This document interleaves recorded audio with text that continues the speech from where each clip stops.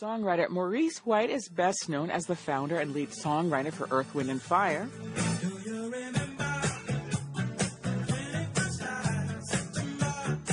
He also wrote orchestral music that is only now reaching the public, 23 years after White composed it.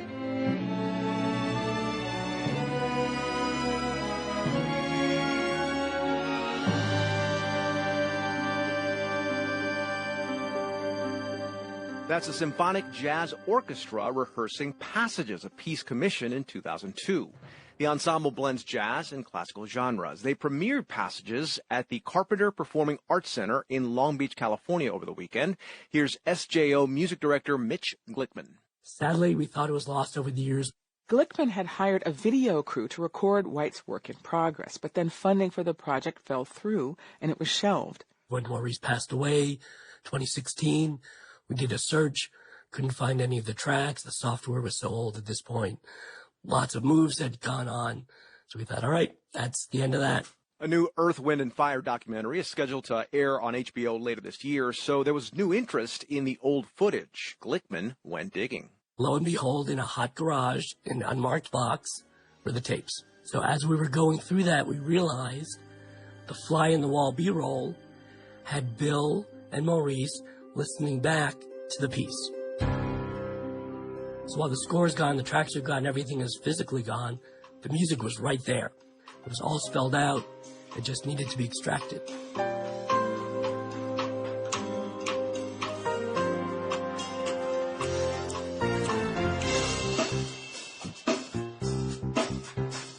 With painstaking effort, White's co-writer Bill Myers used the old tapes to rebuild the 11-minute piece over the course of 3 or 4 months.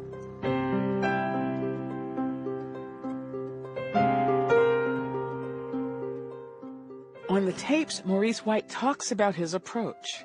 I was amazed in a sense of what direction should I go. I've had many top 40 hits, but my essence is really jazz. This is not just a Earth, Wind & Fire project. It's like a Maurice White presentation in making to the world. So that's the way I looked at it, you know. So it's like, it's something that you have to like take your time and explore it. It's all about discovery. An exploration more than 2 decades in the making. Stop using and selling drugs to one another. See, we're getting ready to be put in a real trap with this legalization of marijuana. So everybody, every black person can be unemployed, and then they can sit in their corner and get high on marijuana with whatever they decide to put in it. And people won't be asking for jobs and being determined that they're going to get jobs and going to get an education. No, everybody can start getting high on marijuana because somebody said it's medicinal and it's legal. What about, so we better beware. What about the people who say the legalization of marijuana is fighting against racism because you have so many black people who are unjustly incarcerated as a result of racist enforcement of these drug laws? So this would be a good thing, and it would keep black people out of greater confinement. No, we can do it by stop using and selling drugs to one another. See, if I'm not using drugs, then I can't be incarcerated for drugs. And I see so many males, young males in my practice who have become psychotic, almost never to return to normal. If you have a teenager in your life, chances are they have a story to tell about vaping in the washrooms at their school. I vape once a week in the bathroom or outside. Under the stairs too. They're the most common spots, but like some people just do it in the halls. You just vape anywhere that's not high traffic. There's like one bathroom in our school where you can definitely smell the flavored air way more. There's a lot of girls who do it, I'd say. It stops a lot of people from going to the bathroom when they would like because it makes a lot of people feel very intimidated. You don't want to go to the bathroom and it smells like smoke. Those are some teens in Vancouver talking to our producer Ann Penman. According to StatsCan and the most recent data from StatsCan, 14% of teens aged 15 through 19 say they vaped in the last month, but local health units say that number is likely higher. Most people, when they start vaping, they vape in school because they're bored and they're doing stuff that they don't actually want to do. I feel like it just like relieves stress. Like you feel normal, and then the first time you hit a vape, you feel like a certain way that you don't feel off of anything else. Oh, there's a lot of pressure to vape. Sometimes people are like, you want a hit of this, and they'll like keep pushing it on you until like you cave in or something. It can affect me a lot because sometimes I use the bathroom and it smells like flavored vapes. I started getting vapes from my friends around grade 8, but not super often, just occasionally in the bathroom. I'm a little bit worried about addiction. School boards across this country are dealing with vaping in washrooms. Many kids report, as we heard, avoiding certain washrooms at school, refusing to use school washrooms altogether. Vaping is illegal for minors. It's banned on school property, but as you just heard, the rules are regularly ignored by kids. And so, fed-up school administrators are rethinking how they deal with vaping, from installing vape alarms to completely redesigning bathrooms. As part of our ongoing series looking at the state of public education in Canada, we are talking today about vaping and the state of school washrooms. Trevor Robinson is a principal at Summerland Secondary School, south of Kelowna, British Columbia. Heather Campbell is Director of Education for the Rainy River District School Board in Fort Frances, which is in northwestern Ontario. And Trevor Digby is a tobacco and vaping enforcement officer with the Thunder Bay District Health Unit, also in Ontario. Good morning, everyone. Good morning. Good morning. Heather, let's start with you. You are the Director of Education for a region with 3 high schools. You have called vaping an epidemic. What does that epidemic look like? Well, you just gave a statistic of 14% of students with the ages of 15 and 19. In our district, we've seen the range go from 22% to 30% of our students that have admitted to vaping within the last month. And that's that they've admitted to it, so presumably there's many more that don't. Absolutely. What does it look like in those schools when you have that number of kids who are using vapes? We had a lot of struggles with bathroom use, of course, and you've mentioned that earlier, that students were altogether avoiding the bathroom, or they were going to the inclusive washroom, and that itself we needed to reconfigure. So the redesign that we did within our 3 high schools was to remove sort of the gender-specific bathrooms, remove those double doors that you always go through to get to the bathroom, and now it's full-length stalls, and they're individual stalls with concrete, so they're not drywall. It hasn't eradicated it completely, but it certainly has reduced opportunity. I want to get to the redesign in a moment, but it's a strange question to ask, but what was the washroom culture like in the schools when you had that many kids who were admitting using vapes? Well, we would do our school climate surveys, and students would say that they were afraid to use the bathroom. And we really had to dig deeper. So we did some discussions with students and understood then that it wasn't so much that they were afraid physically of being hurt within the bathroom. They felt unsafe, not knowing what was behind those doors. And when they walked in and saw students vaping, they became panicked because they did not want to be associated or get in trouble. And then just having students congregate, it does make some people uneasy if you don't know them. Those situations really did not create a really safe environment for our school system. How much time was spent policing those bathrooms and ensuring the kids weren't vaping in the bathrooms? Well, I wasn't one of the ones doing it, but I can tell you the principals were so relieved when we did the redesign because they said that was all they did was police vaping. That's all they did. Well, that they exaggerate, but they said that was such a distraction from doing their main focus on instructional leadership. So the redesign was a game changer, they said. Trevor Robinson, you're on the ground in your school in Summerland. How were students using vapes just a few years ago? Does that sound, what Heather's describing, does that sound familiar? That sounds completely familiar. And I can attest that, yeah, as a principal and my vice principal, we would be regularly popping into bathrooms to see if there were people congregating and if they were engaged in activities like vaping. Is it just the bathrooms? I mean, we heard some of those students talking about how it's under the stairs in the hallways, but we've also heard stories of kids sneaking a vape in the classroom. You know, I'm quite sure that does occur, but vaping has, for the most part, a distinctive odor, and you really picked up the odor in the washrooms. So what was it like in the washrooms? Well, quite often, I mean, if you'd pop in and there would be nobody there, and you'd smell sort of a sweet smell in the air, that kind of cotton candy or fruit odor that vapes often have.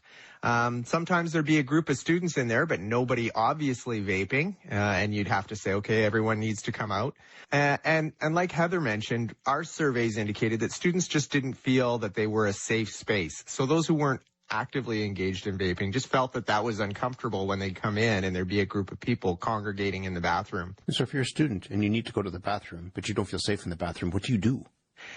We have some individual bathrooms, and as Heather mentioned, we installed an all-gender bathroom with individual stalls. We had a renovation to our school, and in that part of our school, we had that, and that was immediately became the most popular washroom in our school. When you were going into those bathrooms and dealing with kids, if you caught somebody who was vaping, or you, as you said, the kids were there, you could smell the smell of vapes, and you brought them out.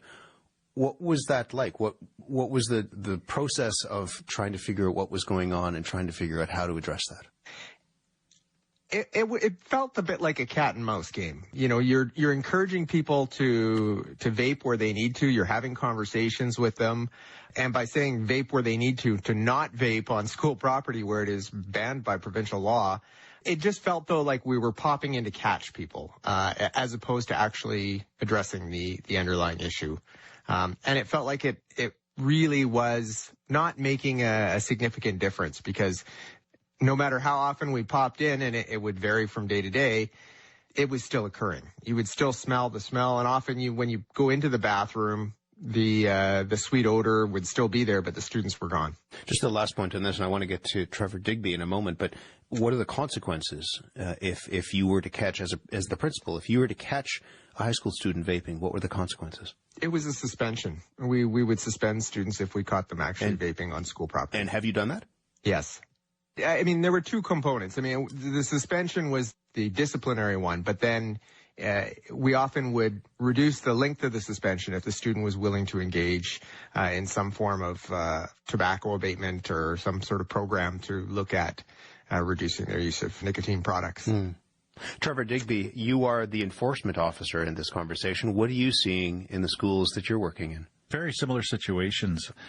Anecdotally, complaints come in. We've had them from parents on behalf of students saying very similar situations where, students aren't comfortable going into that washroom. Again, either the peer pressure aspect or being surrounded by people that are vaping and don't want to be caught in that circle.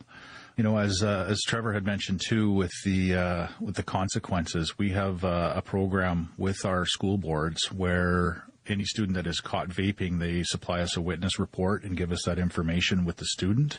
And we have a youth education program that when we're advised of these youth vaping for the first time or being caught for the first time, to specify, they go through that online program, and that's really about education and trying to get the message home about the negative effects of it. A lot of schools use that as kind of a suspension reduction as well. Who are you seeing that's vaping in the schools that you're working in? Unfortunately, it's since I've started this position for the last 3 years, it starts earlier and earlier. We're seeing, we've had a few reports, grade 4s and 5s, even, experimenting with it. Grade 4s and 5s are sneaking into the washroom to vape. We've had some reports of that. What we've actually done is my colleagues have created a vaping prevention education kit starting at the grade 5 level, and our educators can sign out that kit, and it's a hands-on, engaging, evidence-based education kit.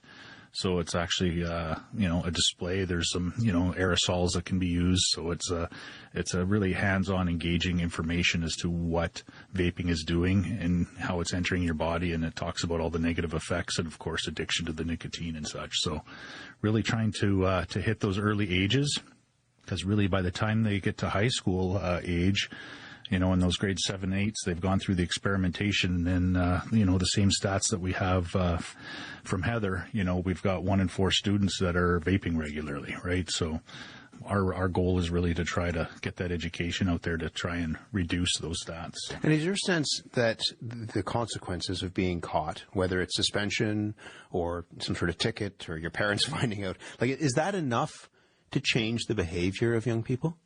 It seems to some degree. It's either change the behavior, or they get better at I don't know, finding the loopholes.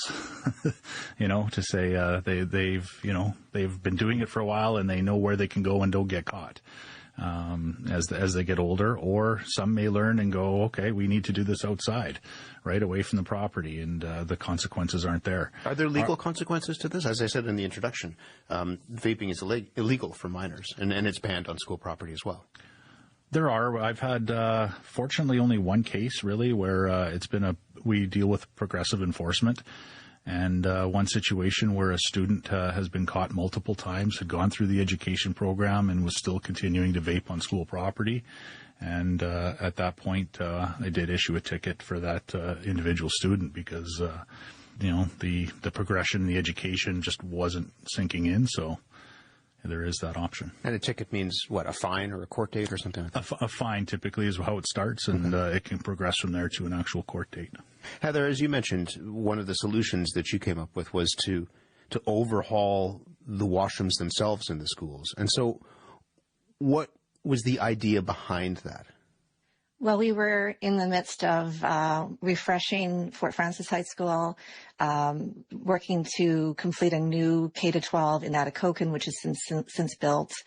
And in speaking with students, we talked with our architect about, let's look at a different washroom design. Let's look at a different solution here to try to address not only vaping, but just that sense of safety that we want to create within our schools. We want to increase that. So we talked about it, and we started with Northern Lakes in Atikokan. We changed the design mid-construction, not a major change to do that. And then we worked to renovate Fort Francis High School. And then in our new build in Rainy River, we just went straight ahead, and that was the design. We did consult with, as I said, students, but we did talk to a parent council in Atikokan, and they were on board as well. And just describe again what these new washrooms look like. Sure. Yeah. No, as I said, they're full-length stalls.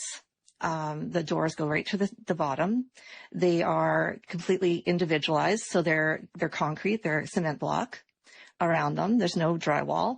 And when the students exit the bathroom, the individual bathroom stalls, then they come out to a communal sink, so they can clean their hands. They do the partial wall, so staff can see in the general area, so to avoid congregation. But there's good sight lines, but there is still privacy when you're at the water station. And the sense is that way there is not kind of a concealed area, if I can put it that way, where students could gather and vape. Right. There's no gathering now. We do still have the occasional issue of students going into an individual stall. It's a lot harder to do that, though, because you come out, the smell's there, and there are staff, there are people around. So who can see it's a little, they could see the vape, or they could smell the vape. So it's a little harder to do that than it was before. Trevor Robinson, you haven't redesigned the schools, but you're part of this pilot project that has put things into the bathrooms, right? Yes, we've installed vape sensors in our two largest communal washrooms. And what are they? So a vape sensor is a Halo Smart sensor, and it can detect basically particles that are in the air. It triggers immediately an email to the administration team indicating whether a person is vaping or smoking in the washroom, or if there's other particles in the air. It's able to discriminate between vapes and perfume, for instance, because we sometimes will get particle alerts where it's clearly a student's using perfume in the bathroom or something. So we've installed those. We installed the first one about 2 years ago, and immediately saw a change in the behavior in the washroom that it was installed in. So the sensor goes in the washroom. Outside the washroom in the hallway is a camera, and when the administrator receives an alert from the vape sensor that there's been vaping activity in the washroom, you can check the camera and see who's gone into or come out of the bathroom over that length of time. And in a small school such as ours, you can identify the students fairly readily, and it gives you an opportunity to meet with them and have a conversation and talk about the behavior in the washroom. And we don't deal with it at first instance as a disciplinary issue. We deal with it as an educational opportunity and a chance to talk to them, because we're not actually catching them vaping, but usually where it's a group of students, we're talking to all of them. And as I say, we immediately saw a change in behavior where students, initially they switched from our most concerning bathroom to another one. And so we installed a second set of vape sensors in our other washrooms. And even before they were activated, we saw a change in the behavior in those washrooms where students stopped using them for vaping. Do you know whether those kids are still vaping, just not in view of the camera and in light of around the sensor? Like, are they off school property or outside of areas? Or is your sense that perhaps this has changed behavior? I think it's a combination of the two. As the students that were interviewed at the beginning indicated, there is that when you walk into a washroom and other students are engaged in vaping, there's a little bit of peer pressure and there's that opportunity to try it yourself. Hey, try the vape or take a hit on the vape. Whereas when it's pushed off campus, when it's pushed outside of the boundaries of the school, students are less likely to encounter that sort of communal pressure for those who might be inclined to try it. So certainly we are seeing students who are going just off campus and continuing to vape, and some of the same ones that we were concerned about in the washroom. But I would say overall we're seeing a reduction. And as Heather mentioned, we also have a washroom with individual stalls, and we don't see the same level of vaping there, I think because of the social aspects of it. So certainly there are some students that we are concerned may go in there and vape, but they're all by themselves, and they lack the impact. That activity lacks the impact on the other students that it does when they're engaged in it in a communal bathroom. And for those kids who need to go, they can now feel comfortable going into the bathroom, is that right?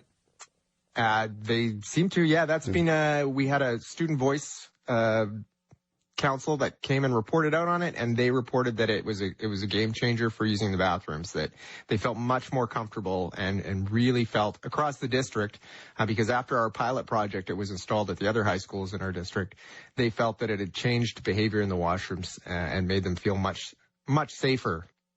What do you think is going on here, Trevor? I mean, I think... I ask you this as somebody who's in the school every day as a principal. For parents who hear this, who maybe don't have kids at this age level, I think they would be shaking their heads thinking that there are kids who are afraid to go in the bathroom or uncomfortable in going in the bathroom because there are other kids who are congregating there or vaping in the hallway or under the stairs or whatever. What do you think is going on here? I think it has to do with just how easy it is to vape. We know that smoking in the bathroom is not new. There were songs written about it before I was born. But smoking, you had to light a cigarette and you had a burning cigarette in your hand. I think vapes are just so quick and convenient for students. They can pull them out of their pocket, vape, put it back in. And we know that the nicotine, it can be quite high and how addictive it is. And I think it's got a little bit of a...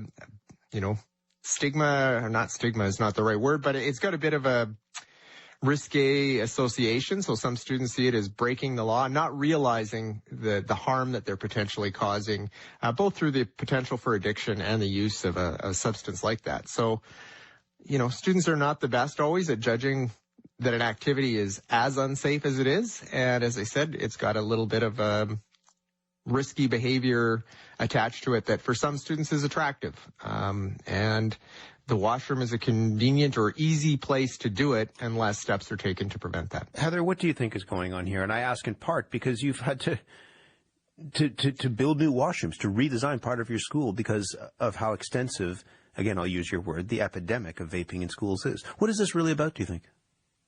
Well, I think Trevor has really captured it. It's that social aspect. It's the peer pressure. It has always existed, but now it's in a different form, which is much more addictive and much more discreet. We've really looked to do some prevention in earlier grades, just like Trevor and Digby talked about in the Thunder Bay Health Unit area, looking at Preventure, which is an evidence-based program. And it's really about risk-taking behaviors and helping students to find the ways to not pursue those behaviors at an earlier age, because we know that there's certain personality types or certain types of their personalities that may lend themselves to trying vaping, for instance. And it's not just vaping, it's that whole sense of you're growing up, you are experimenting, you're trying to be more mature. Unfortunately, you don't always realize the long-term effects of those behaviors. You're director of education for a school board. When Trevor Digby says that he's hearing of kids as early as grade 4 or grade 5 vaping, does that ring true in your part of the country? Haven't encountered that yet, but that doesn't mean it isn't happening. It just seems so easy for students to acquire a vape, to get vapes from other students. And then there's just this prevalence that I'm seeing in public where people are maybe mistakenly thinking that vaping is a lot safer than smoking. Trevor Digby, last word to you, because you work in public health. And so this is an issue at a school, but we know if you walk around the streets of any major city, town in this country, that young people are vaping all over the place. So what do you want them to understand about this? Really just the negative impact it can have. Right, the health effects, aside from legal consequences doing it on the school, but I think really it needs to sit in as to how addictive these products are. The nicotine concentration that Heather touched on, you can be using that vape and getting 4 times the amount of nicotine in a couple minutes than you would be out of getting a cigarette. So, the changes in that developing brain for the youth is huge, and getting, I think it's just doing as much education as we can and getting that message out there to the youth as to what these vaping products are doing to them from a health aspect is as much as we can do to try and change or adjust some of that behavior. And your sense, just finally, is that education is sticking? To Trevor Robinson's point, kids are always going to push the line, right? You're always going to do something that you think is at the line or over the line, because that's what young people do. But your sense is that what you're telling them about the impact of this and the concerns around this, that's actually sticking with them? I'd like to think for some people it is, for those that are afraid to use the washroom, right, and don't want to be part of that, I think that message through the education has really gotten to those students and going, hey, this isn't for me, I don't want to be a part of this, and I don't want to be associated with it. So I think, like you said, some are always going to try it, and some may be addicted to it, but I think the message is getting out there. This is fascinating to talk about and alarming, I think, for a lot of people as well. But it's really interesting to hear how you all have tackled this. Thank you all for joining us. Thank you. Thank you. Trevor Robinson is a principal at Summerland Secondary School in British Columbia. Heather Campbell, Director of Education for the Rainy River District School Board in Fort Francis, Ontario. And Trevor Digby is a Tobacco and Vaping Enforcement Officer with the Thunder Bay District Health Unit in Ontario. And I see so many males, young males in my practice who become psychotic, almost never to return to normal. And the male beauty industrial complex has arrived. It comes with syringes, especially, in this case, peptide syringes. And boys as young as 13 are now injecting themselves with these peptide stacks. For decades, impossible beauty standards were marketed mostly to women. Now, teenage boys are entering the same machine. Only instead of detox tea, they're injecting experimental peptides bought from online sellers, labeled for research purposes only. Yes, there are labels that say that. That is science's polite way of saying, please do not inject this into your body. But thousands of young men are doing exactly that. Because social media has created a new male obsession, looks maxing. It's a hyper-online culture built around optimizing male attractiveness through jawlines, muscles, skin that doesn't have a single pore, height, hormones, and facial symmetry. To us women, these terms are not new. Imagine if bodybuilding forums, incel culture, and Patrick Bateman's morning routine merged into one endless social media feed. And it is spreading fast. One 2025 study found 60% of young men aged 16 to 25 regularly consume masculinity influencer content online. TikTok and YouTube algorithms reportedly push increasingly extreme content towards boys already engaging with fitness or self-improvement videos. So, a teenager searching how to get a sharper jawline can end up 5 videos away from inject this unapproved peptide drug from a guy named Dragon Pharma 88. Some former child actors have shared their account. Trevor Lacombe, a former child actor, you may recognize him from popular shows such as Fresh Off the Boat or Fuller House. His glow-up got the internet's attention. You see, he grew up overweight. By 18, he weighed 300 pounds.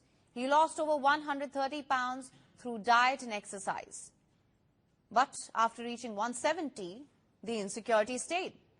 Something still felt off. Can you imagine the levels of brainwashing it takes to get a child to that dark place? So he entered the world of looks-maxing and eventually ordered a peptide stack online. That stack included compounds with names sounding less like medicine and more like rejected Marvel villains. Stay with me, I'll tell you. It includes GHKCU, TB500, BPC157, KPV. All of this was $65. What even are these? I couldn't tell you. The peptides were restricted under the Biden-era FDA. But the Trump administration has recently sought to make it legal for compounding pharmacies to produce them. The peptides promise faster muscle recovery, better skin, and physical optimization. It's not just him.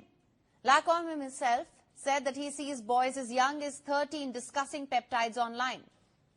These are kids. Well, okay, they are teens, but you know what I mean. Needless to say, doctors are alarmed, as are we. Doctors warn that self-medicating with unregulated growth-related compounds can disrupt the body's entire hormonal balance.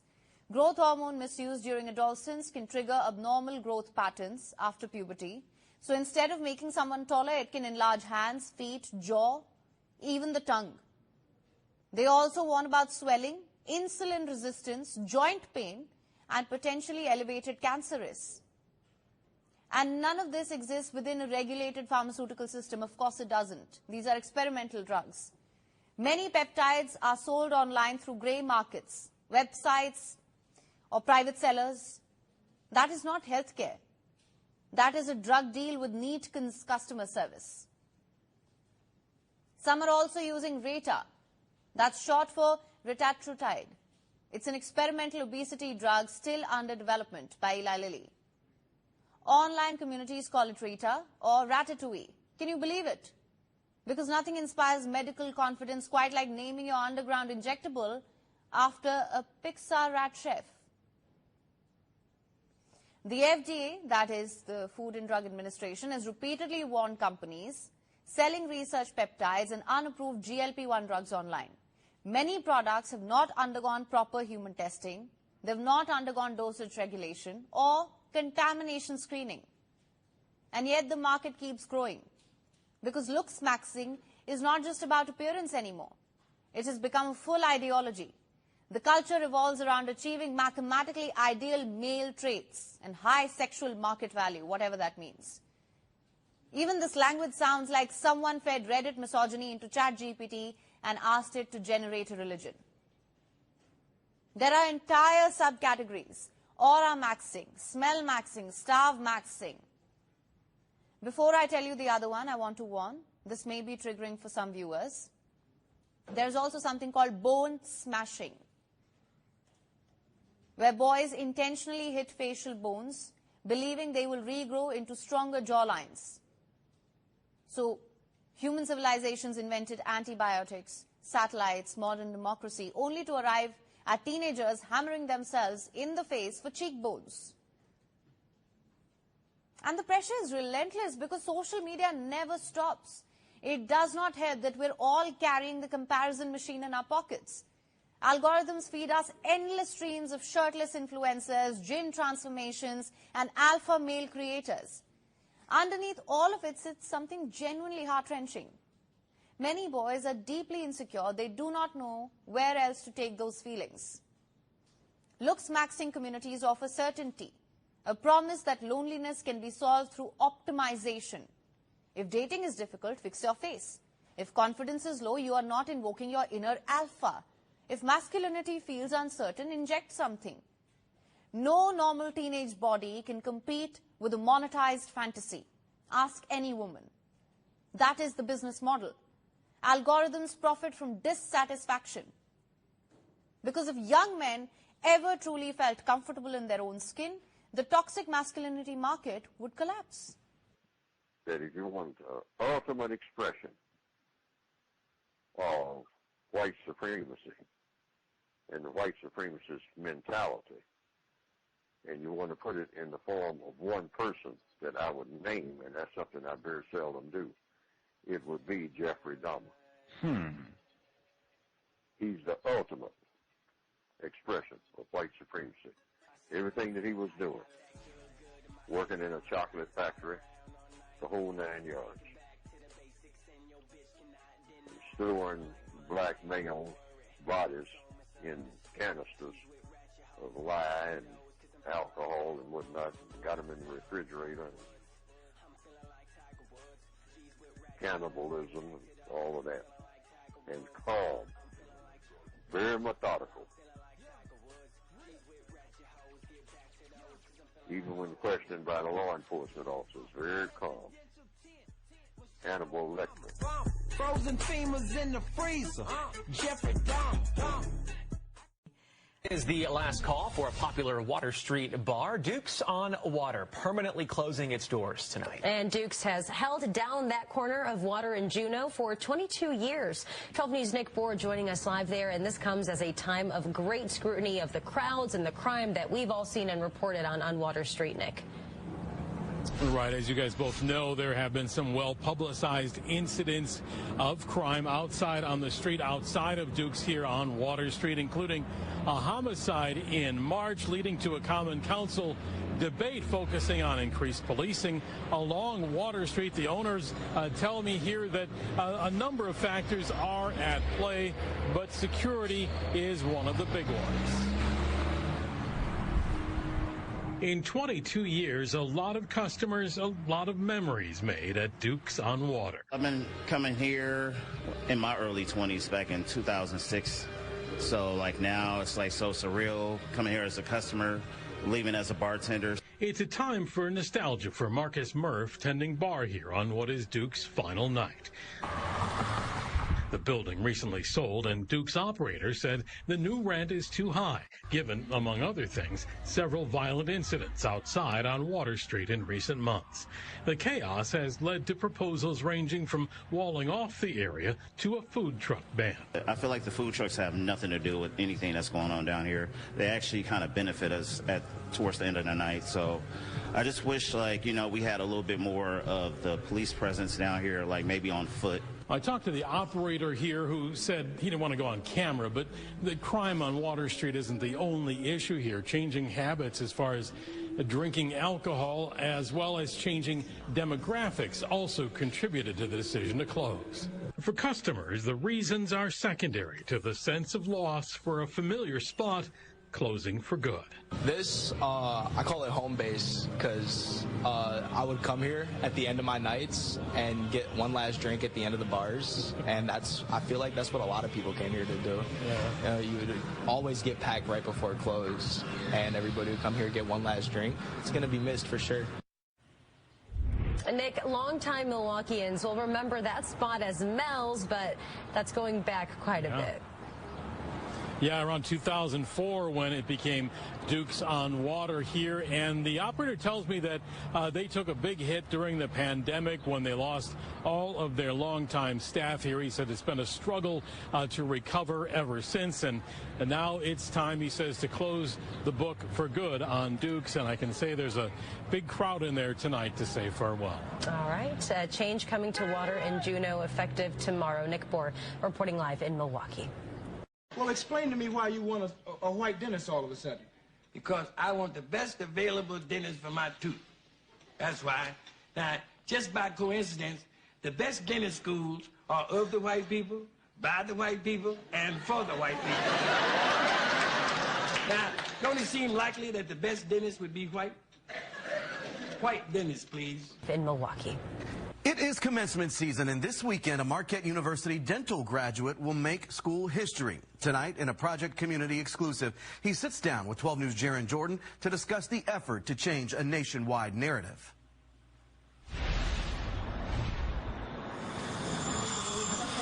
For most people, a trip to the dentist, whether that be fillings, crowns, root canals, isn't exactly something to smile about. But at the Marquette Dental Clinic, it's relaxing. They make me feel at home. Today it's laughter, cutting through the hum of suction lines. Jermaine is very easy to talk to. Jermaine is a D4, soon to be Dr. Jermaine Walls. He's a fourth-year Doctor of Dental Surgery candidate at Marquette University, preparing for commencement and cementing his place in school history. You've obviously done something right. You're a class president of the graduating class. I am. Congratulations. What does that mean for you? Being the first black male class president all 4 years has been something that I didn't even know was even possible here. In the dental school's 130-year history, there's been one other black class president. Jermaine is the first black man. I don't take it for granted. You know, I just kept striving forward and told myself, you know, this is the path I want to go on, and if this is something that I really want, I should stick to it. And I did, and here I am. The Chicago native was drawn to the rigor of Marquette's dental program. It's one of the most selective in the country, admitting just 50 out-of-state students each year from a pool of more than 4,000 applicants. Jermaine is part of an even slimmer minority, as 1/3 of Marquette dental students who identify as a person of color, and he's entering a workforce where black dentists remain significantly underrepresented. According to the American Dental Association, fewer than 4% of dentists in the United States are black or African American. I think exposure is a big thing. Tion Austin is the dental school's director of inclusion and belonging. For me, it's not necessarily to change the statistic, but it's to make sure that young people know that it's a viable option for them. You get to talk to them about what that pathway looks like. That's also one of the reasons why I wanted to go into it. I wanted to basically be able to go into areas in the community where, you know, you don't see people who look like me, and let those children or those teens know that, you know, you can make it. This is a route you can go in, and let's make that stat a little bit higher. For now, he's filling one chapter before beginning the next. It's sad to see him go, but I know he's on to better things. And helping reshape the face of modern dentistry. What would you say to a younger generation of future dentists? Honestly, keep going. Like, if this is for you, it will happen. And sure enough, it did. So never give up, keep going, and always put yourself first. Good. In Milwaukee, I'm Jaron Jordan, WISN 12 News. And Jermaine accepted a position as a cosmetic dentist at a practice in Henderson, Nevada. And we congratulate him on his success. And all of us working together, we can get it done. Could have told Indians that. Same thing. Some of them did start off with, but then they got attitude.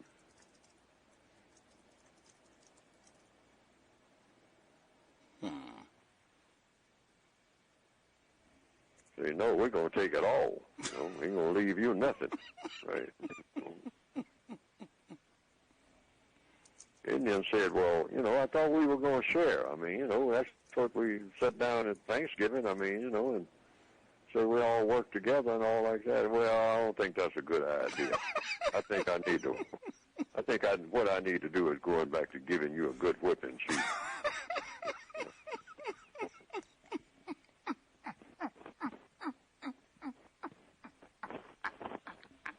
That's all it was.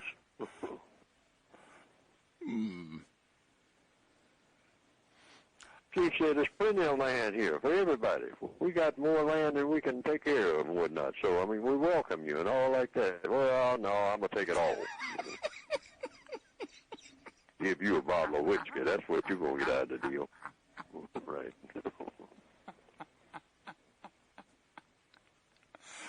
Wow. And that's what they did. And they admit that they did it. They wrote books about it, bragged about it. Yeah, how many Indians were killed today, you know?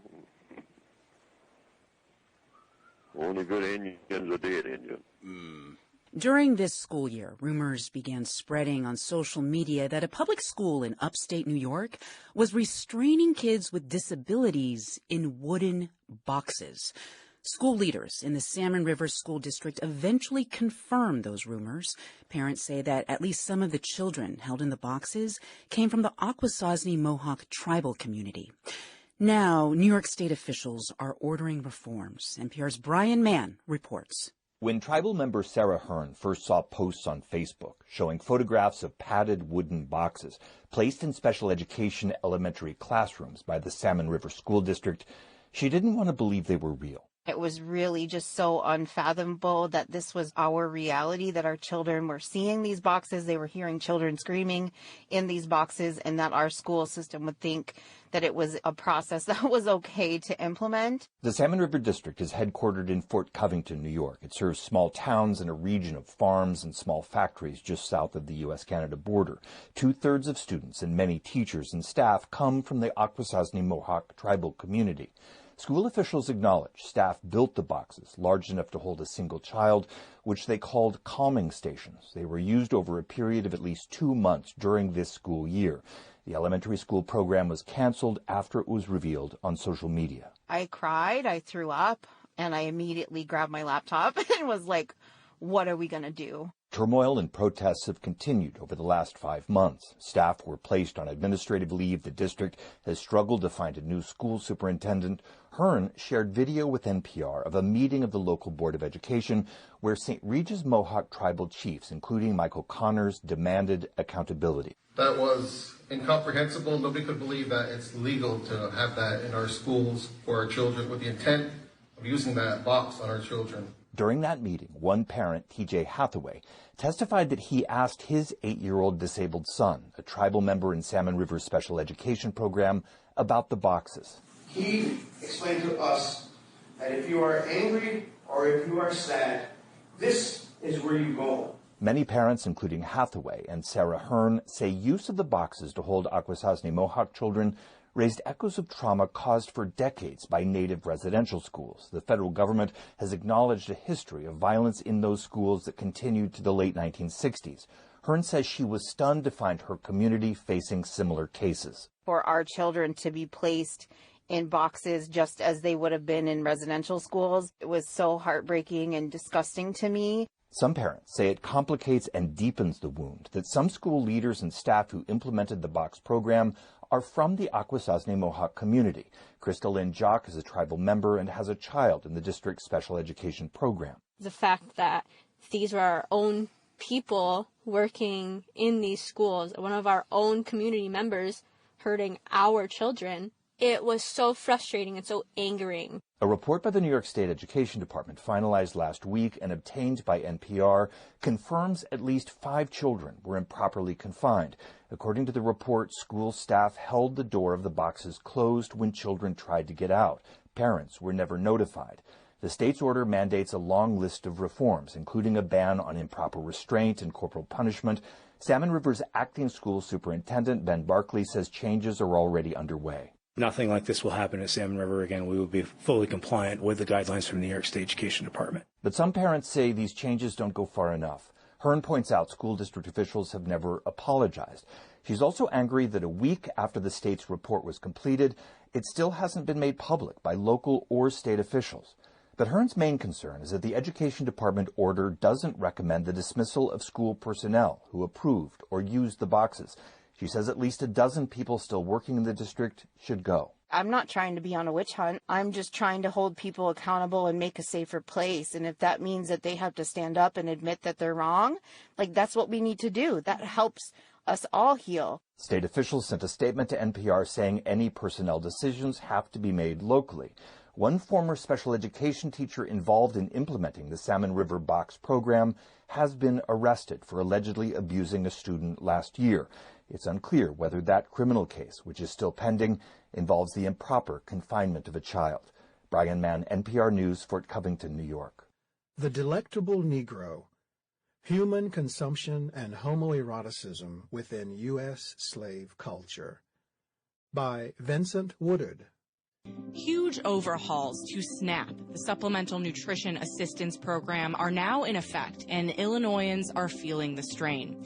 Over 100,000 people have lost benefits in the past 2 months. Advocates say it's the biggest loss ever in the state. And this doesn't just affect SNAP recipients. There are ripple effects. When someone doesn't have money to buy groceries, the strain starts to be felt at local businesses.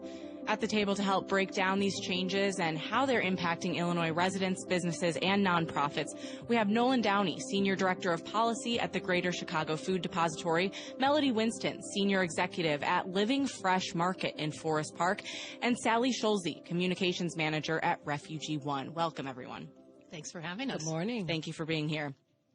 Nolan, we'll start with you. Can you explain changes at the federal level to work requirements and immigrant eligibility that are leading to people losing these benefits? Give us a breakdown. Absolutely. So these are now the first substantial impacts that we're starting to see in the state as a result of the so-called One Big Beautiful Bill that passed last summer. Dramatically expanded work requirements in SNAP and enacted immigrant eligibility restrictions for lawfully present humanitarian immigrants. We're talking about victims of torture, victims of trafficking, asylees, refugees. We're now in the state starting to see the real impacts of these changes. About 16,000 humanitarian immigrants are going to be losing benefits over the course of the next few months. That's already started to happen as of April.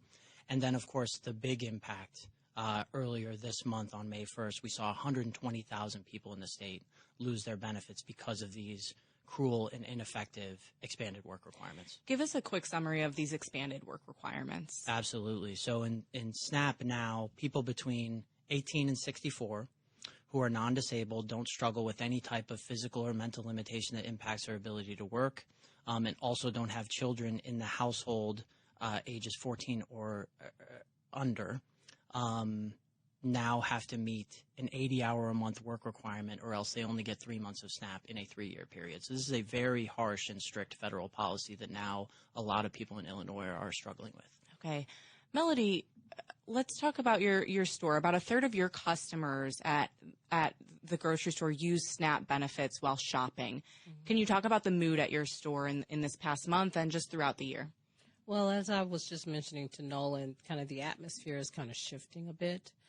There's this anxiety for people who are using their SNAP benefits, from going through the aisles to the register to anticipating how much, they can cover on for their SNAP benefits.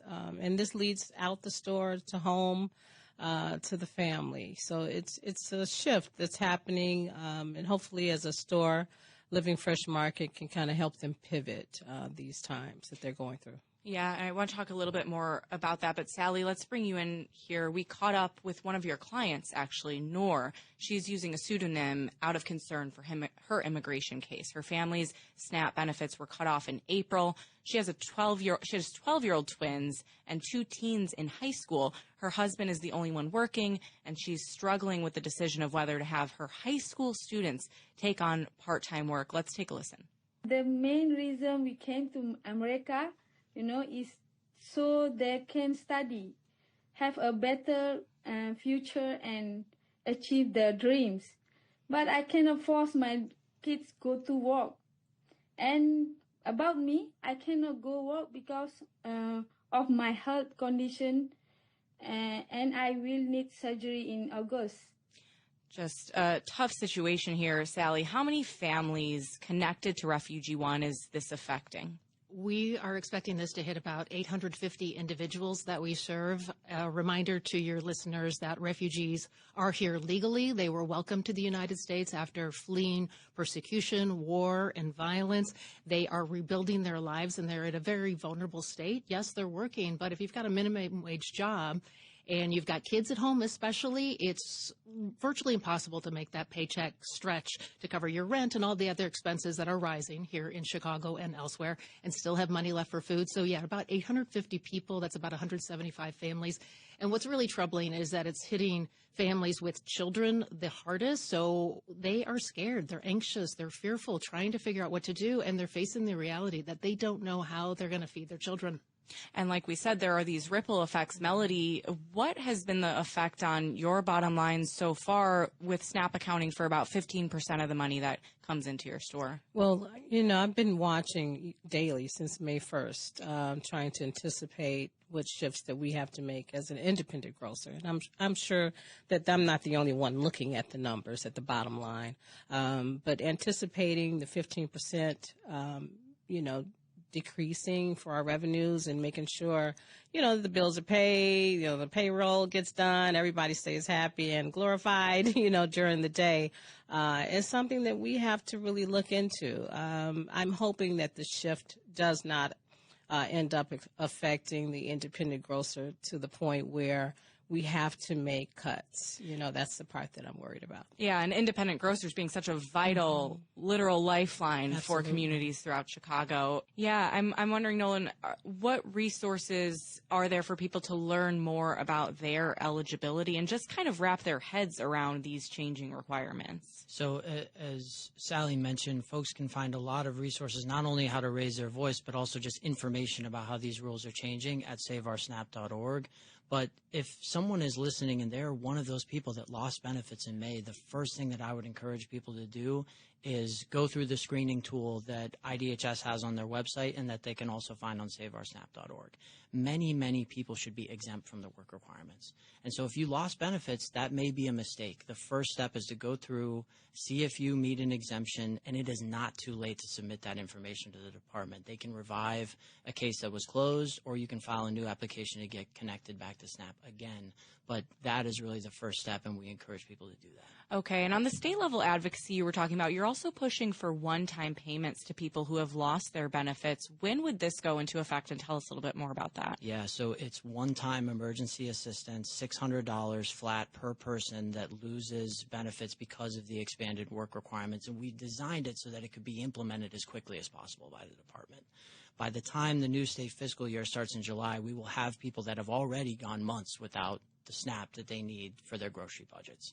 And so the hope is that if our General Assembly passes this bill and our governor signs it, we would be able to get that assistance out incredibly quickly to families who, again, by then will be in desperate need. Okay. And Sally, talk about the importance of, a one-time payment. That's, many people would call something like a Band-Aid, but talk about what that would mean to your clients this summer. Yeah, that would help you this week, next week, get you through the month. A lot of families are just trying to figure out how to eke through each day, each month. That would certainly help, but we are also backing the proposal that would bring these refugees and other people that don't have citizenship yet, who are, working towards that but don't have it yet. It would put them back onto a program where they would be able to get the SNAP benefits back. So I think a combination of these two has got to be there because, yes, there's a little bit of a Band-Aid quality. Well, by no means would anybody say no to $600. That would be great. Or to a Band-Aid when you have a cut. Totally. We'll take whatever we can get, but we need to be realistic and realize that that's only going to get us so far. The other thing I will say about the clients that we are serving that are being affected by this, it's because they don't have their green card yet. Green card processing is paused. So they cannot, normally they would have had their green card at this point. They would have already applied, they are eligible, but that has been paused on a national level. So there's no end in sight to this. So when you think about that, it's not like they're going to get, help really quickly down the road. So we need to be looking long-term we need long-term solutions for a long-term problem. That's Melody Winston of Living Fresh Market in Forest Park, Nolan Downey of the Greater Chicago Food Depository, and Sally Schulze from Refugee One. Thank you all so much for breaking down how the changes to SNAP are affecting our local area. Thank you for having us. The New Jim Crow, Mass Incarceration in the Age of Colorblindness, 10th Anniversary Edition by Michelle Alexander. Cook County is known as the wrongful conviction capital of America. The National Registry of Exonerations lists 215 murder cases cleared here since 1989. Brown University sociologist Nicole Gonzalez Van Cleve is out next week with a book about them. She writes that wrongful convictions stem from something more precarious than shoddy law enforcement. She spoke with WBZ's Chip Mitchell. Professor Van Cleve, you began your research with a theory that the problem behind wrongful convictions was the prevalence of false confessions. What is a false confession? So false confession is just admitting to a crime that you didn't do. So, of course, most people think that could never happen to them, but what they don't realize is that the police actually have techniques and ways of making it happen. There's, of course, the tacit threat of violence, but it's more about psychological manipulation, isolation, and just literally breaking people. And some of the most vulnerable victims of false confessions are children. So there's a case of Lee Hester back in the 1960s where he was profiled at school for killing his teacher, but he was learning disabled, he was very poor, and when they took him from school, they actually isolated him in a jail cell, taking his clothes, giving him a gown, taking his toys, and they used black officers to basically as lures to make sure that he felt comfortable, but then broke him. The black officers would say that the white officers are going to throw your head through that wall. You better tell them what they want you to say. And so this child, he just admitted guilt to get out of the room. And the biggest targets of these false confessions, many of them are disabled. One child was nonverbal. Well, of those 215 exonerations in Cook County murder cases, more than half involved false confessions. But you found some of these confessions, on their face, they were preposterous. You found defendants who confessed despite solid alibis, even proof they were in police custody during the crime. And you wrote that some of the defendants were young children. Yeah, Romar Gibson was only 7 years old, and he was a nonverbal child. In 1998, the Chicago police officers questioned him and his friend Elijah, who was only 8, and it was about a sexual assault and a horrendous murder of an 11-year-old little girl named Ryan Harris in Englewood. And at first, these officers, they treated Romar and Elijah like witnesses, but they isolated them from their families, and the lead detective was this guy named James Cassidy. He was a specialist. He held Romar's hand. He told him things like, "We're all friends here. You can tell me anything." And this nonverbal child supposedly admitted to guilt to a murder and a sex crime, which is absolutely absurd because it was years before he would hit puberty, and he had these profound disabilities. But the boys faced a murder charge, and it wasn't for weeks until the lab analysis confirmed that semen was found on the little girl's clothes. It couldn't possibly have been these prepubescent boys. You kept studying wrongful convictions in Cook County, and your hypothesis that the main problem was false confessions, it didn't actually seem to be holding up. You wrote that one case in particular altered your thinking. Yes, absolutely. It was the George Jones case. This was a black middle-class child. He was a teenager known as Bookworm because he was so studious. And he kind of looked like, Clark Kent. He was just, the kind of kid that wore a tweed coat and glasses. And his father was an officer. His father was a Chicago police. And when they didn't have a suspect in a murder, the Chicago police pinned the case on George Jones. They had exonerating evidence, and what they did was they actually buried that evidence so it couldn't be found.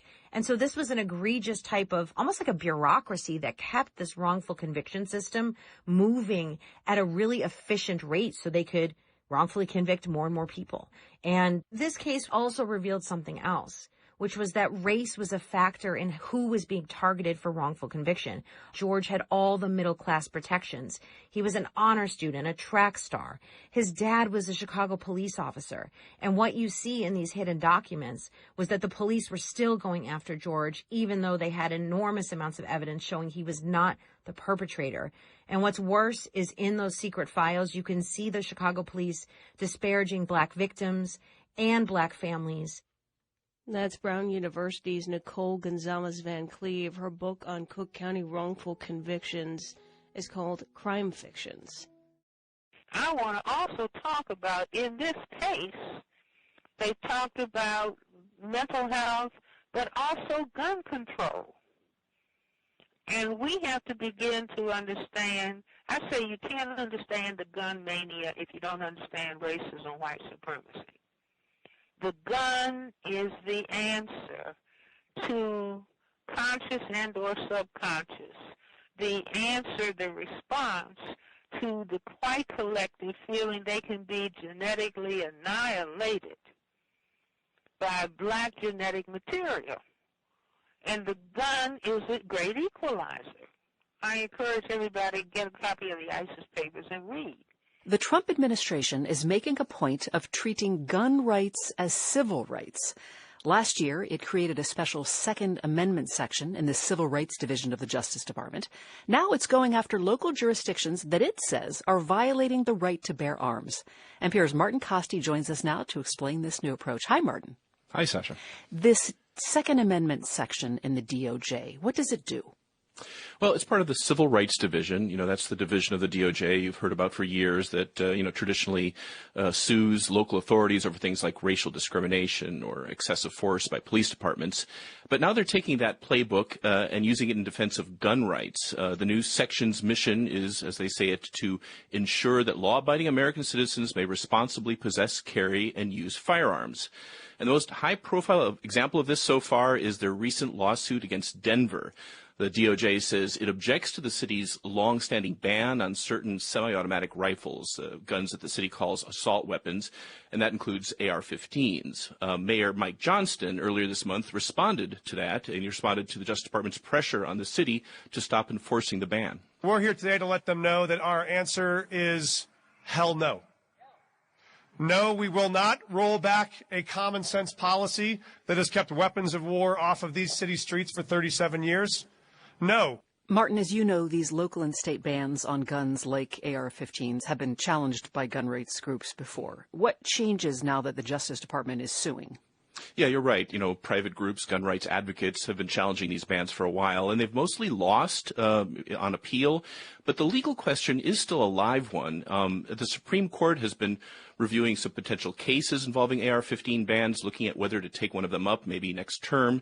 And if they do, the gun rights groups people are optimistic because there's this doctrine the Supreme Court has developed over the last few years called common use, which gives special protection to weapons that have become a normal everyday thing to have that aren't exotic or dangerous enough to justify restrictions. And the gun groups say semi-automatic rifles like AR-15s are in common use. Millions of people own them. And with the Justice Department now making this argument, they think they're in a better position than ever to make that argument. I talked about this with Aiden Johnston. He's the chief lobbyist for Gun Owners of America, and his organization would like to see even more pro-gun moves by the Trump administration, but they are very happy about this civil rights approach. I think that the courts definitely look at the government as a plaintiff differently, and so I think it's going to be a huge deal to see the Civil Rights Division and the Department of Justice on the side of the Second Amendment in federal court.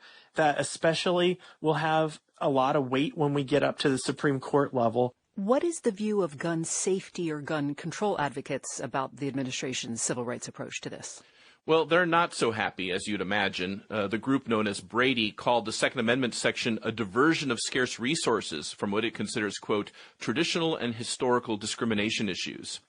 Gun control groups also wonder, where does this end? If the administration is going to push to expand the scope of Second Amendment rights to mean there can't be bans on semi-automatic rifles or large ammunition magazines, which are often used in these mass shootings, then does that also mean the next step is to extend these protections to full-on machine guns? I should be clear, right now the administration has not said it wants to do that, to roll back the national restriction on machine guns.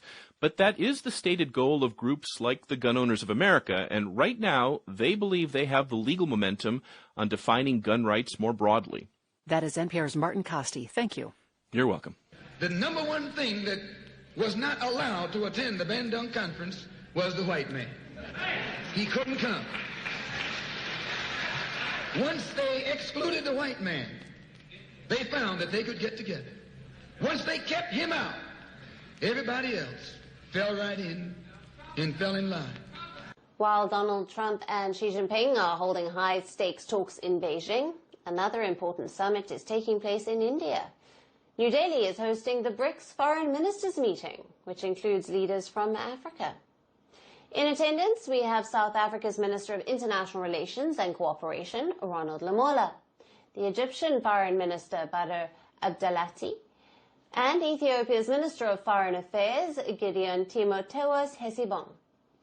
Now, attendees also include foreign ministers of Russia, Iran, Brazil, and the UAE's Minister of State in the Ministry of Foreign Affairs. Chinese Foreign Minister Wang Yi is not attending the meet due to Trump's visit to Beijing. This two-day event comes at a time when the entire world is in turmoil. The war in West Asia has led to the closure of the Strait of Hormuz, through which a fifth of global oil and gas passes. Tensions are also at an all-time high between two of the attending nations, that is Tehran and Abu Dhabi. A lot is at stake for Africa as well. For instance, tensions in the Strait of Hormuz have led to a rise in fuel prices in South Africa. Egypt, too, has raised natural gas prices for industries, which is why this latest meeting matters for all the member countries, especially for African nations. Now, today, on the sidelines of the meeting, South Africa's Foreign Minister Lamola met with Indian Prime Minister Narendra Modi and pushed for multilateralism. We underscored that BRICS could be an important bridge builder, not only between the countries that are in conflict, but also in the context of reshaping and strengthening the multilateral systems of the world to be truly inclusive of the South. A day before, Lamola met with his Indian counterpart, S.J. Shankar, and praised India's efforts to promote discourse on topical and forward-looking issues. South Africa and India have enjoyed close and meaningful relations since the establishment of diplomatic relations over 30 years ago, and that the relationship is one of significance to South Africa. We are committed to deepening and strengthening ties with India on a bilateral level, and to ensure that the relationship with India reaches its full potential for the benefit of both populations. Multilateralism is something both Africa and India have been pushing for. Despite being the world's second-largest continent, Africa still does not have a permanent seat at the UN Security Council. And the same goes for India. Representation means power, especially when it comes to having a voice in global forums, which is why both New Delhi and the African continent have been pushing for major UN reforms. This was the very reason why BRICS was created in the first place, to counter the monopoly of the West and to voice the concerns of the world's emerging economies. The group was created back in 2006, and at that time it just included Brazil, Russia, India and China. South Africa joined in 2010, and then the group came to be known as BRICS. In 2024, Egypt, Ethiopia, Iran and the UAE joined the group. Though Saudi Arabia is listed as a member, it has not formally confirmed its full membership. And last year, Indonesia became part of it too. This year, India is the host. Last year, it was Brazil. The latest foreign affairs meeting in New Delhi is expected to set the pace and the tone for the 18th BRICS summit, which is scheduled for September. As New Delhi hosts leaders from Africa and other BRICS nations, the meetings and discussions are expected to frame how the global South will act at a time when uncertainty is looming over the world and the global environment remains volatile. I mean, if you've been around, you just kind of look around and say, uh-oh, there's about 7,000 of us here now. What are we doing here? Don't nobody know. Oh, yeah? You had better start getting away from there. Because all somebody has to do is just say what you're looking at. End of story. Complete pandemonium. Killing like you wouldn't believe on a huge scale. And because what started it? Dude was looking at me, man. He ain't got no business looking at me. I don't know him. He don't know me. I don't want to know him, ugly as he is. That's us. We call it black culture. It ain't worth 2 cents. Nowhere. Nobody with any sense would want to buy into that. First defendant convicted in this case, Alicia Andrews, is back in court today. 8 on your side, Shanna Bass joins us with what Alicia Andrews' defense team plans to request today because her sentencing is on hold. Good morning. Hey, good morning. Yeah, you're right. So Andrews' sentencing is on hold, but that doesn't mean that we're not going to get a lot of layers happening this morning a little later in court. Now, her defense team is expected to ask the court to reconsider pretrial and trial rulings. This also includes a motion for judgment of acquittal. Andrews' request comes on the heels of 4 other defendants in the case, including her former boyfriend being found guilty of first-degree murder Friday in the 2024 shooting death of Charles Jones, a.k.a. Julio Foolio. There is a gang war that is the motive in this case, and the mountain of evidence that you have in front of you shows that each and every one of those defendants is guilty of everything that they are charged with. A twist, though, in Andrews' trial. The Florida Supreme Court recently removed her original judge, Michelle Cisco, from the case after defense claims of bias during trial sparked by exchanges that defense attorneys later cited in a formal motion to remove her. The way that Mr. Harmon has been speaking to this side of the table is unprofessional, it's disrespectful. He's done it in front of the jury as well, and there has not been any attempt by the court to intervene. The move is one criminal defense attorney Bryant Caminero, not affiliated with this case, says is unusual after a trial has already concluded. There's a reason that the defendant doesn't feel he's going to get a fair trial. This is a pre-trial. Then, yeah, you can move to recuse or disqualify a judge, but it's typically done beforehand. So this is more than rare in the sense that it was happening after the trial was over. Now, Andrews was convicted of manslaughter back in October. That hearing is set to take place this morning at 8:30. We're going to be in there. We're going to keep you posted on any kind of updates, either on air, of course, online as well, WFLA.com. For now, we're live out in Tampa. Jenna Bass, 8 on your side. This question, why is this stuff happening? The New York Times editorial today. The Trump effect. See, this is what I'm doing with my money, buying newspapers like Dick Gregory. The Trump effect and how it spreads. It says we are on the brink, under Trump, on the brink of fascism. New York Times, all the news that's fit to print, editorial 12/10/2015. I say fascism is end-stage white supremacy. See, just like in Nazi Germany. Fascism, system of racism, white supremacy, determined to survive. A controversial Clarksville online video streamer is now facing an attempted murder charge. It's the result of a fight outside the Montgomery County Courthouse that ended in gunfire. Good evening and welcome to News 2 at 6. I'm Bob Mueller. And I'm Haley Wilgus. Authorities say Dalton Eatherly, also known as Chud the Builder, and another man were both shot during this exchange. News 2's Caitlin Quisenberry has more on the investigation.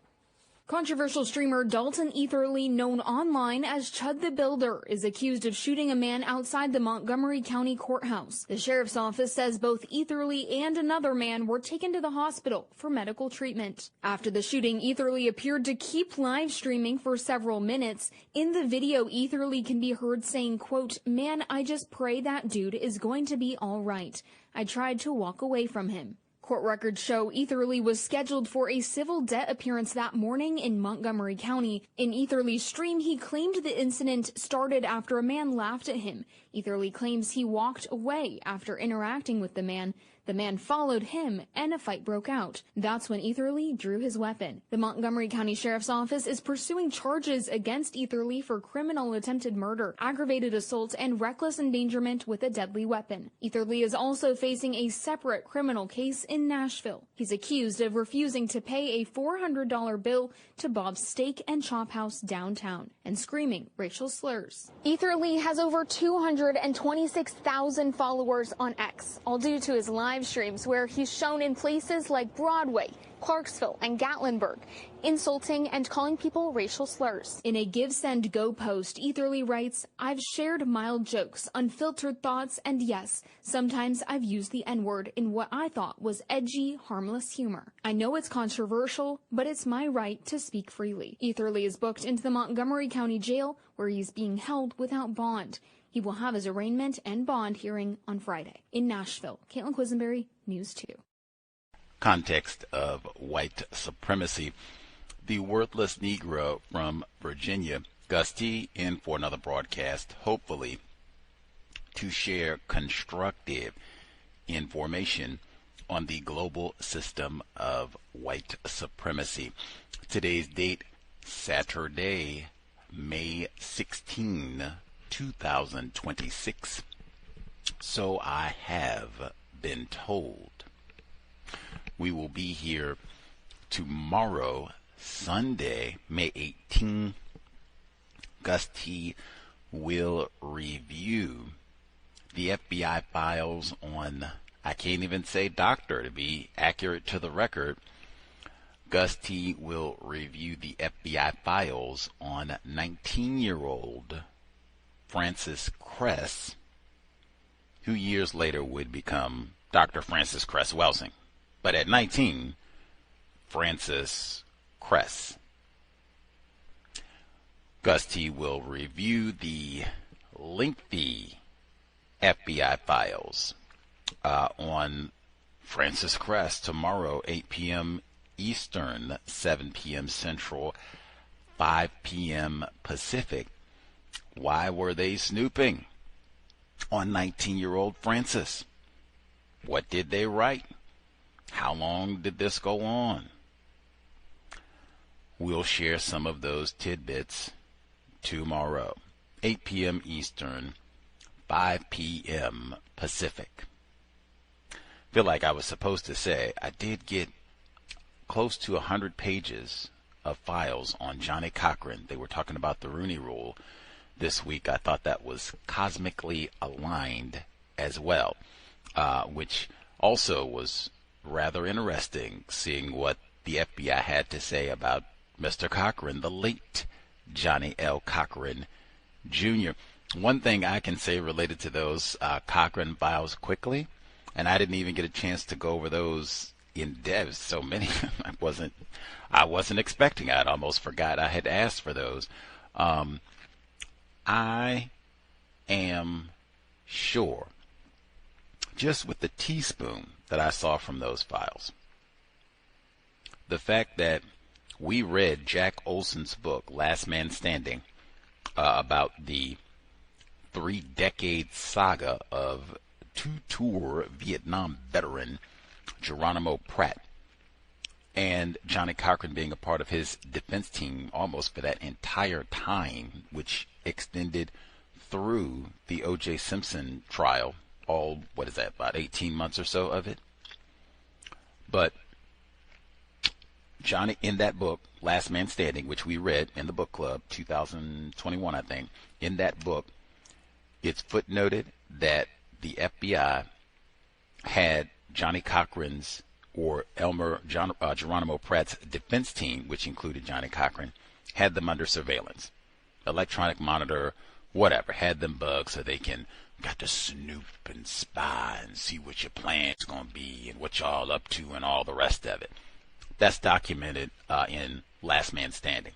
Now, I forgot that portion, but being reminded of that, and this trial started in the 70s, then I get these FBI files on Johnny Cochran, where the FBI is requesting emergency wiretap authorization on Johnny Cochran in the very early 1981.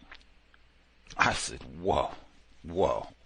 I'm just my pecan-sized Negro brain putting things together. So if Johnny Cochran was under electronic monitoring during the Geronimo Pratt trial, where white people deliberately locked him up for all those decades where they knew he was innocent, and then you got him under electronic monitoring, as best I can figure, he hadn't even committed a crime. It reminded me of Dr. Kenneth O'Reilly, not just in a general sense, but in a very specific sense. When he starts that book, Racial Matters, the FBI secret file on Black America, which Dr. Welsing told us we had to read, he starts that book with Marcus Garvey and saying how J. Edgar Hoover, before there was even an FBI, it was the Bureau of Investigation, he says that J. Edgar and his racist cronies, it was, we gonna go and get this Marcus Garvey dude. We gonna go and get this dude. And it wasn't, he's committed a crime, or we have, it was none of that. It was none of that. It was, we gonna get this dude. Now, we'll figure out what he did, down the line. I'm sure we'll get some parking ticket, whatever. We'll get that down, but we gonna get this dude. it had that same sort of feel with Johnny Cochran, like, what crime did he commit? I mean, I don't remember him having no criminal activity. I haven't heard that. I missed that. Maybe, they can fill me in at some point, but I just didn't hear nothing about no criminal activity. But anyway, if they got him on wiretaps in the 80s and the 70s, the crime of the century, why would you not have him tapped then? And even real talk, since they're still talking about the so-called Rooney Rule, and why won't you hire no Negro coaches, Johnny Cochran was working on that too, that being white supremacy racism in the NFL. That is a multi-billion dollar conglomerate. Maybe they were snooping on him about that too. That would take it to the 2000s. But just using my pitiful pecan-sized Negro brain and the teaspoon of Negro logic I can come up with, there ain't no way in the world O.J. Simpson killed anybody, maybe in life, certainly not in the year 1994. White people would have some evidence, he would have been convicted, and that would have been that. They would have had the recording from Johnny Cochran. I know Juice did it. We're going to do our best and make up something cool about this glove, but I know that they would have had that. It would have been the files. They ain't got none of that. Hey, he was found not guilty. Normally, that would be that. We got to sit around and do all Come on, man. But some of that is because we don't file enough FOIAs. We are not serious. Let Jeff Toobin get out there and lie and just go sit and watch People versus OJ and all that old nonsense, man. Get you some FOIA documents so you can see now. Let's get the truth. Anyway, invest if you think the C.O.W.S is constructive. Hit the blog racism-notes.blogspot.com. racism-notes.blogspot.com. PayPal button in the top right corner. Beneath the PayPal button, you will see the links for Cash App, Venmo, and PayPal. Enormous gratitude to all of the investors who have contributed. The Cash App address, cash.app/$ the C.O.W.S. The link for Amazon, the Amazon wish list, is also right underneath the PayPal button. It's listed under Gus T. Renegade. Enormous gratitude to all of the investors who nabbed an item or 12 over all these years. Hopefully, the C.O.W.S has been worthy of your time and energy. That said, a few of the tidbits, news reports that we heard at the very beginning. The late Maurice White and the orchestral music that he wrote. Like, wow, what a musical genius, which I already knew, which we have already talked about, but just, wow, that is amazing. That would be a reason if I think they said that was Long Beach, Southern California. Not that I want to go hang out in Southern California, but that would be something to do, to go and hear the symphony, to hear some of Maurice White's orchestral music. Like, wow, keep your head to the sky indeed. The great Maurice White, very different from a lot of the music that white people dump on us that is not, or sounds that white people dump on us, generally speaking.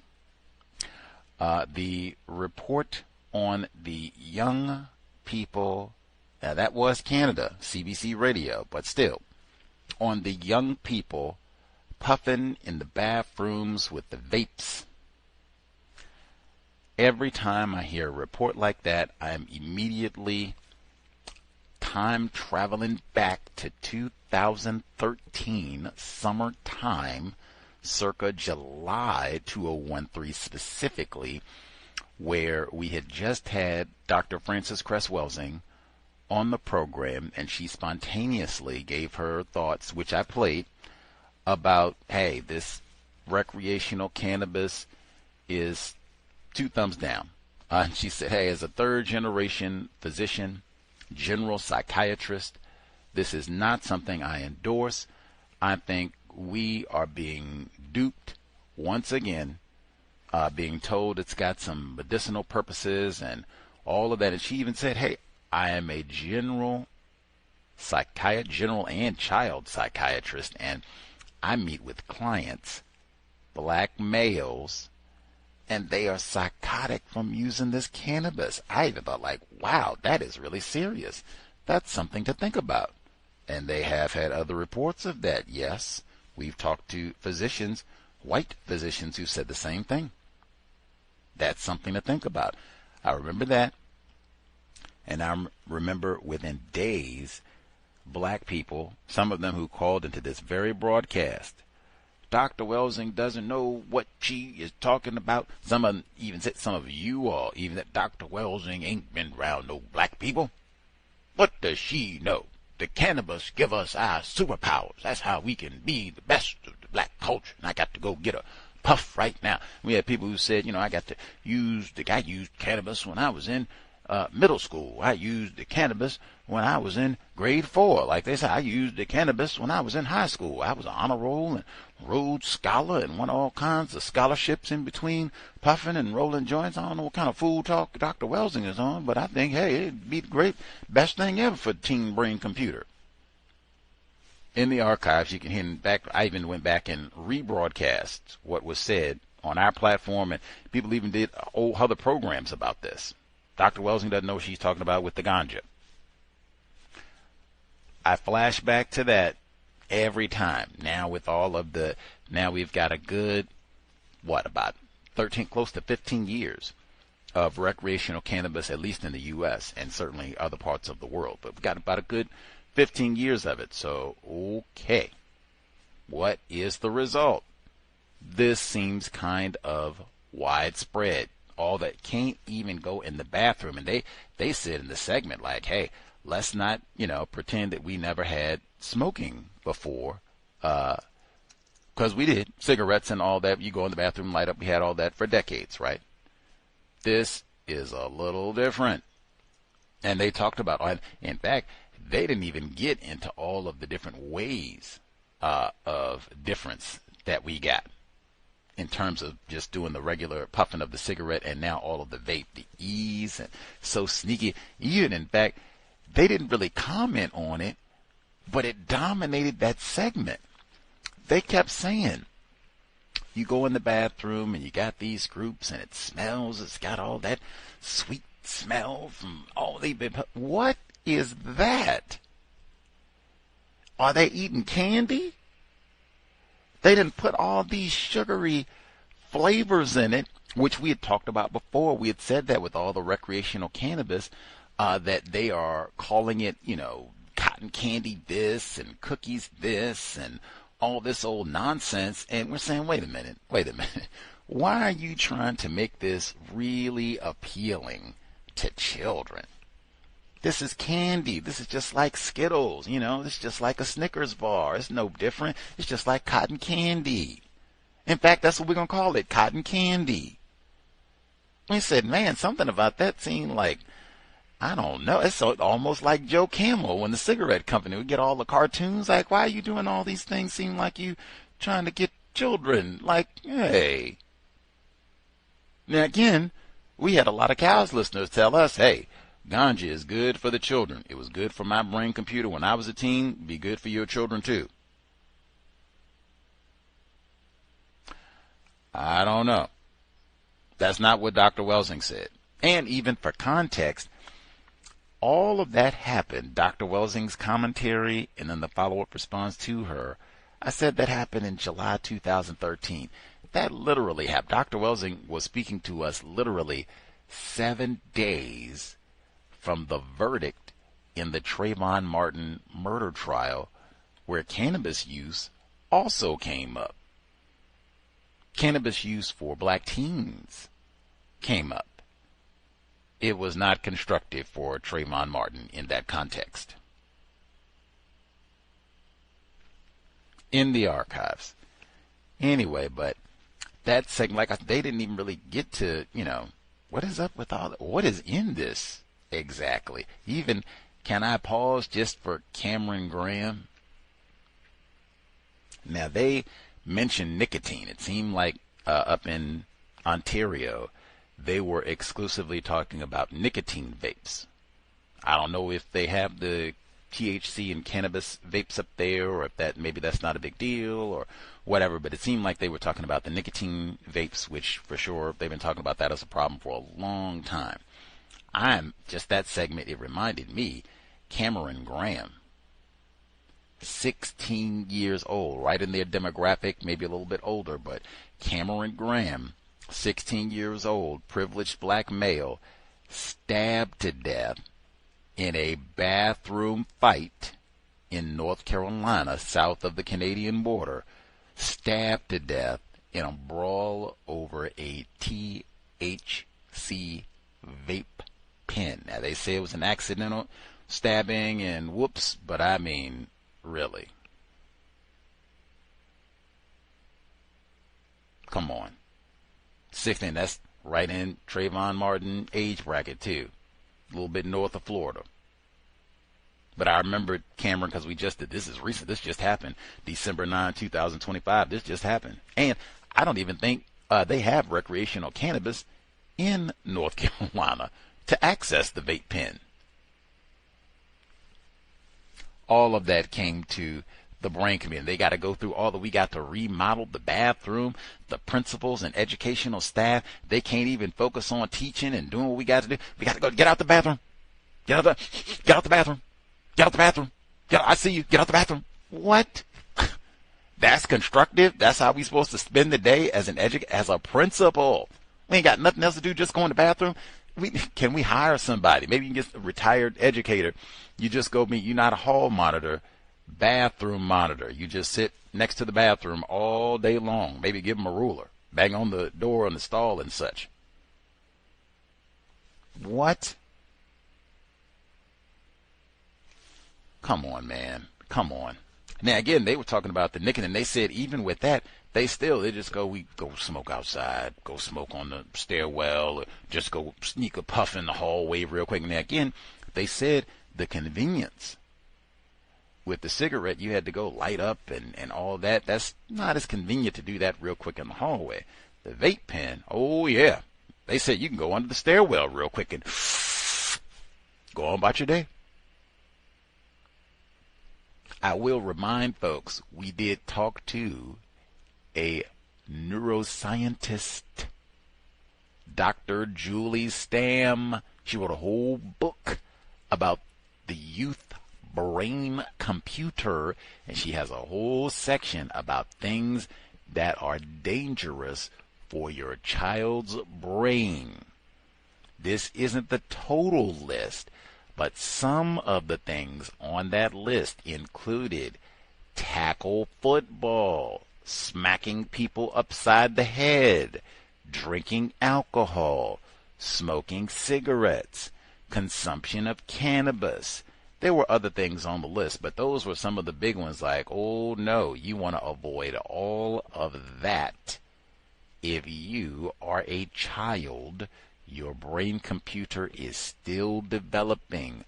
No ganja for you. No mad dog for you. No tackle football for you. Brain is important. Yes, everybody that's when we get unanimous. Yes, my brain is important. Your brain is more important than tackle football, right? Hey. Your brain is more important than tackle football, yes? You don't get unanimous agreement on that when you're hemming and hawing. worthy of great pity. Your brain is more important than the vape, yes. You don't get unanimous agreement on that one either. Dr. Welsing even tried to tell us, worthy, and she's a medical doctor. I point that out all the time, like all these people that hopped up to impugn the credentials of Dr. Welsing, including admitted racist Timothy Wise, and saying she on some pseudoscience again, pseudoscientific bullshit again. Dr. Welsing, a third-generation general and child psychiatrist with a thick FBI portfolio. Who is you? Continuing. That's a big one to think about if you got children, too. Like, ooh-wee. My child going to have to go to the bathroom at 8 years old, 9 years old, 12 years old. Ooh-wee. They might have a good, strong habit by the time they get 13. Incidentally, for folks who are not in Canada, they said this is a problem for folks in grade 4. Grade 4 is 9 years old. Remember all those times we've had Bay Area mom who is an educator in California? Remember all those times that she's come on, because she works with the same age type folks, 9, 10, 11. And she said, oh, man. They got the vape sensors in the bathroom up for the middle school students. What? That's like 12, 13? What? She said that over and over and over, and saying that the school is bracketed with the stores that sell the old Mad Dog and or the recreational Puff. That sounds like we're moving towards universal man, universal woman. Even if you answer yes, Cameron Graham didn't say yes. You light one up for him today? Let's see. They had the segment following that. I had never even heard of. The young boys, they said, are injecting the research peptides. I'd never heard of that at all, for the looks maxing. Said they go on the social media so that you can look like you got the abs and all the muscles and in shape and fit. So they say, oh, he's sexually attractive, that good look. What? I can't. Where do you spend $65 and get to who? Who has studied? What's the long-term impact of all this, injecting all of this? Like, what? Jeez, I'm so thankful I do not have offspring. Like, what? And, gee, if you need another reminder, wait as long as you can before you give your child a smartphone. They're on the social media, or if that is what is waiting for you on social media, so I can go and inject some research concoction into my body to do God knows what at age 15. That's right with the vaping. Like, after I got a good 4 years of a vape habit, and now I go to the injections. What?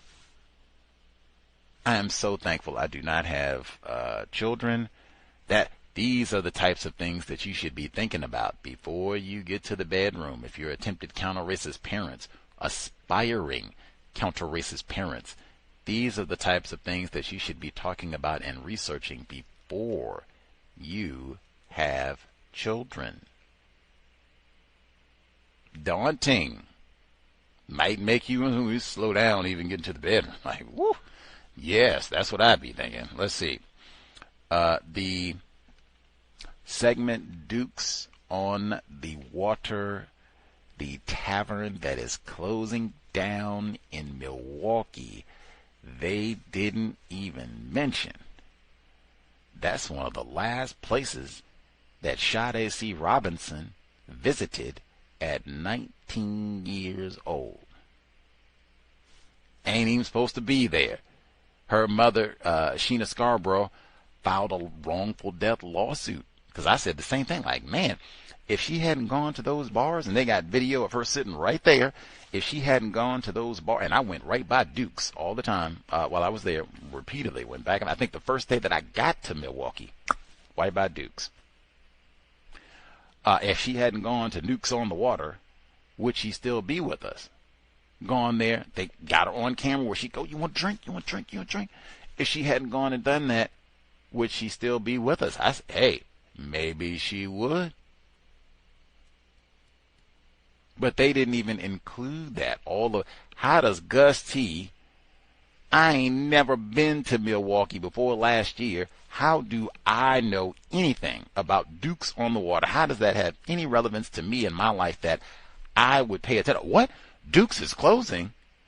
Sade C. Robinson. They didn't even mention, like, wow, maybe all of that attention in that high-profile murder case and dismemberment case where the owner had to actually come to court to testify about old dismembering racist Max Anderson. They didn't even say, dang, maybe that generated some unwanted attention. They say all media attention is good attention. Well, they say you cool with the murder and dismemberer. They might not want to come and get Mad Dog from you. We got other bars in Milwaukee. And you get brought or sued for wrongful death, even though they did dismiss the charges, dismiss the case. That's probably not helpful for business either. Anyway, sobriety would be best. I am not sad to see them go out of bed. They even had a bit of nostalgia, like we've been coming here and drinking. Even, matter of fact, you want to talk about memory lane. I remember being at the trial this time last year. The owner got on the stand and testified and said, oh man, I remember old Max. Max is a swell fella. He's been coming around hanging out for 20 years. I said, pause, time out, side, but wait a minute. I looked around. I was sitting up front. Miss Robinson's, or Sheena Scarborough, Sade Robinson, their family, sitting around, grandmother really close. I stopped to turn to look in the gallery like, did y'all hear what he just said? He said, Max been hanging out at the bar for 20 years. Max is 34. That would mean he was kicking it there when he was 14. Nobody said anything. Write that down in my notes, okay? We got out of the courtroom. I went and talked to lots of people like, did y'all hear? They said, oh, yeah, in Milwaukee. In fact, they said, according to the law, now this might not be true, but I was told while I was there, the law, if your parents, like if they sign a piece of paper or if they're in attendance with you and they give permission, like, oh, okay, little Leroy, we say he can get the Mad Dog, you can go to the bar. Now, I don't know if that's true or not, but I did talk to a lot of people while I was there in Milwaukee where they seemed to confirm, hey, pause on everything. Sade Robinson was in the bar at 19. 19 is not 14, but I mean, there is video evidence that they let teens in the bar. Many, plural, bars. I heard many people say, oh yeah, 14-year-olds at the bar, that's not uncommon. That happens. Parents can authorize it, no big deal. What? What? Put that up there with the vaping in the bathroom at grade 4 with the 9-year-old. Like, what? Deuces to Dukes. And they didn't mention Dylan Jackson, privileged black male, 22 years old. He was killed right outside of Dukes months ago this year. It ain't even been that many months in 2026. Dylan Jackson, 22, killed in front of Dukes. Deuces. Good riddance. Better news from Milwaukee. Marquette, I don't know if people know or not, but Marquette is in Milwaukee. Past Marquette, it's right next to the court, basically. Past Marquette University every day while I was there. Jermaine Walls, privileged black male, and this might be actual privilege, the first black male president of the class at Marquette. Black male dentist. What They don't even have black male doctors. A black male dentist. Oh my goodness, that right there, like, wow. And in Milwaukee, oh my goodness, like that is the. You want to talk about a grueling environment to be focused, and I'm gonna just go to school and study and be. I'm not going to mess around at the bar. You're not gonna dismember me. I'm going to focus. Going to focus. Whew. Wow. Bravo to Mr. Walls. Hope you have a phenomenally successful practice, and maybe you can get some scholarships so you can clone yourself and we can have some more black dentists, because that is desperately needed. We heard the segment on Salmon River School District in New York State, where they were stuffing non-white children in calming stations. That's what they call them. Boxes. Stuffing native children in. It's 2026. They will tell us we done made all this progress and all the rest of it, and yeah. And that was a long time ago, and we had all these native schools. They got all these books and documentaries. Oh my Lord, we did to the native children and indoctrinating them in all the racism and stole them from their families and blah blah blah, and it goes on, and then rapes and blah blah blah, all the rest of it. We get to 2026, we ain't made no progress at all. They didn't even say we were stuffing all the children in the calming. Sound like a coffin, really.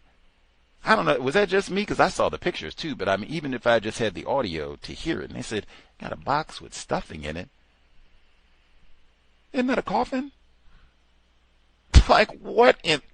I cannot imagine a more traumatized, I guess, unless they're going to rape you or kill you, which maybe they did that too. But like, you're going to stuff me in a coffin and call it a calming station.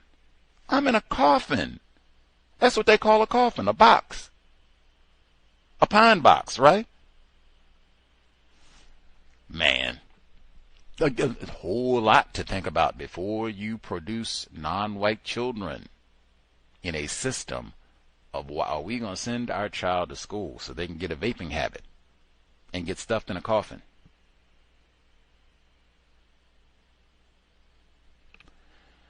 We heard the segment about the SNAP program for people deficient in funding so they can get food. Now, they've had so many disruptions just to the SNAP program in like the last 6 months, because when they had the previous government shutdown, the end of 2025, that lasted for months, they were like, oh my goodness, disruption to the SNAP program and all that. So yeah, people then who are stressed and can't eat and worried, how long is this going to last and all the rest of it, and shut down, and then to get things rolling again. And then making changes to the law and saying, oh, got to have these different work requirements and all that, and these folks who are not born here, we're not going to give them access either. And it was people who were born here, the work requirement applied to them too. So it didn't matter if, we don't want them old pretend black people and all that. You could be an authentic 8 black grandparents right here, great-grandparents, and still, no, you got to do the work requirement and all the rest of it. So you have tons of people that are going to non-white. They said non-white people with children. They didn't add the non-white, I am, but they did add people with children especially will be impacted by all these restrictions and disruptions to their access to SNAP benefits in Illinois. I know that would have to be a lot of black people, non-white people that are born here, people that are born elsewhere too, but non-white people, period, suffering, having a really difficult time as a result of that. It's just been waves of disruptions to all of that, and then the increases in food prices and gas prices and all the rest of it, designed to have lots of non-white people in high turmoil and stress about really basics, human rights, something to eat, and transportation with the fuel. And now you can contrast that, all of the difficulties just in the last 6 months for people who need the most help, all the disruptions to SNAP and their ability to make sure I can reliably have something to eat. Meanwhile, they say, hey, Second Amendment, we're going to pursue that as a civil right. Your access to an AR AR-15.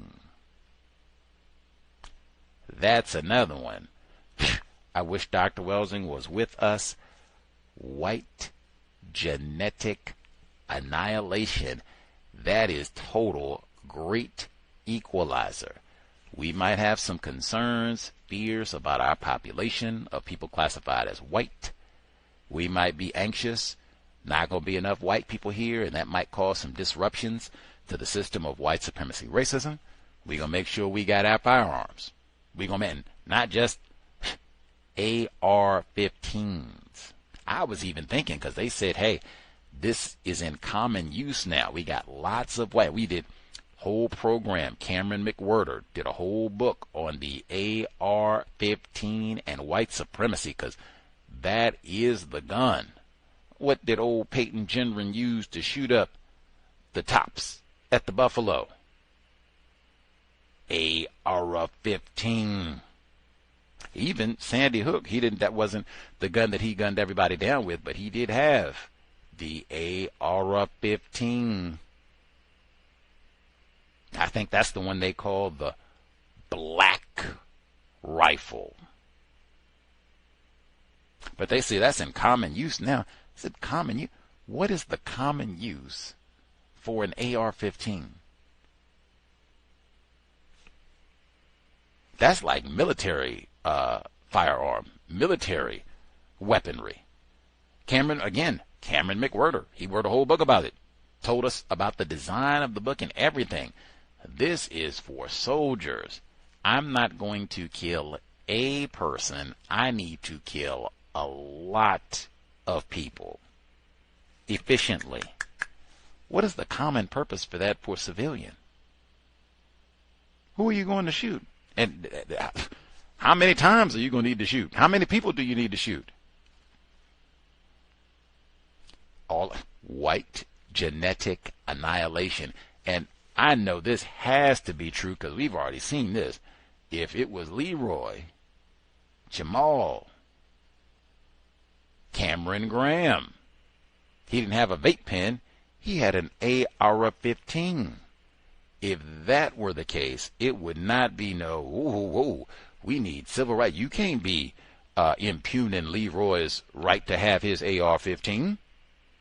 You don't stop Jamal from having his AR-15. He is a U.S. citizen and an American. That's what. Come on. In fact, who are the people? That's one right there. How many black people own AR-15s? Just get the racial demographics on AR-15 ownership. And as a civil right, like really? It's a civil rights issue that white people have access to their AR-15s and other military grade firearms as though they don't have enough firearms already? Even Dr. Welsing said, end stage white supremacy. The segment, I'm so looking forward, the author, make sure I can get the book title, Crime Fictions. That's it, brand new book. Nicole Gonzalez Von Cleve, what she just wrote, the brand new book, Crime Fictions, about the false convictions in Chicago. Now, that is a brand new book, but even something like that, I would pair with the abomination that we are currently reading, Michelle Alexander's new Jim Crow, that she says colorblind racism. Colorblind. And she does have a section on Chicago. In fact, keep this book in mind when we get to the Chicago section of New Jim Crow. Colorblind. Nicole Gonzalez Von Cleve, who I think is a non-white person, but you'd have to look at her pictures and such to see what you think. She didn't say nothing about no colorblind. She said that they grabbed privileged black male George Jones, who was a bookworm. That was his nickname, bookworm. Reading that, you already know that's going to be trouble for you. We got to read it. We probably got an FBI file on you. Say you seditious around here reading. Matter of fact, where'd you learn how to read? But they didn't say colorblind. She didn't say nothing about that. She said, hey, We grab old George Jones, privileged black male, a.k.a. bookworm, wearing glasses and nerdy clothes and such. Matter of fact, said his dad was an old lame police officer. You don't get, where's the blue brotherhood and the thin blue line? You supposed to be with, They didn't do none of that.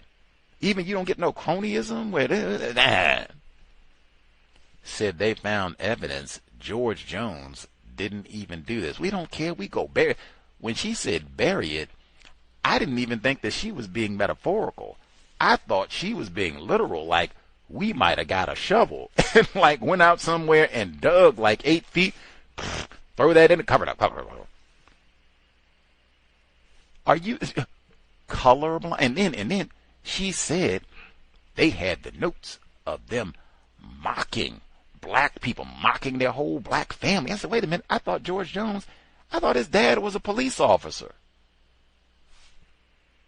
What? Colorblind? I'm going to say again now. Wait till I think the section, it might be a whole chapter, just at least a whole section. The new Jim Crow section on Chicago. When we get there, keep this in. I know you haven't read it. I'm going to play this again. And John Burge. Every other criticism that I've had of the book, legit or no, whatever, you can toss that. When we get to the Chicago section, oh man, we ride for John Burge, excuse me. We ride for George Jones, Leonard Clark. Like, we can pile up for Chicago. Like, are you serious? Colorblind? So John Burge was colorblind when he was putting the electric pride on black males. John Burge might have been involved with George Jones.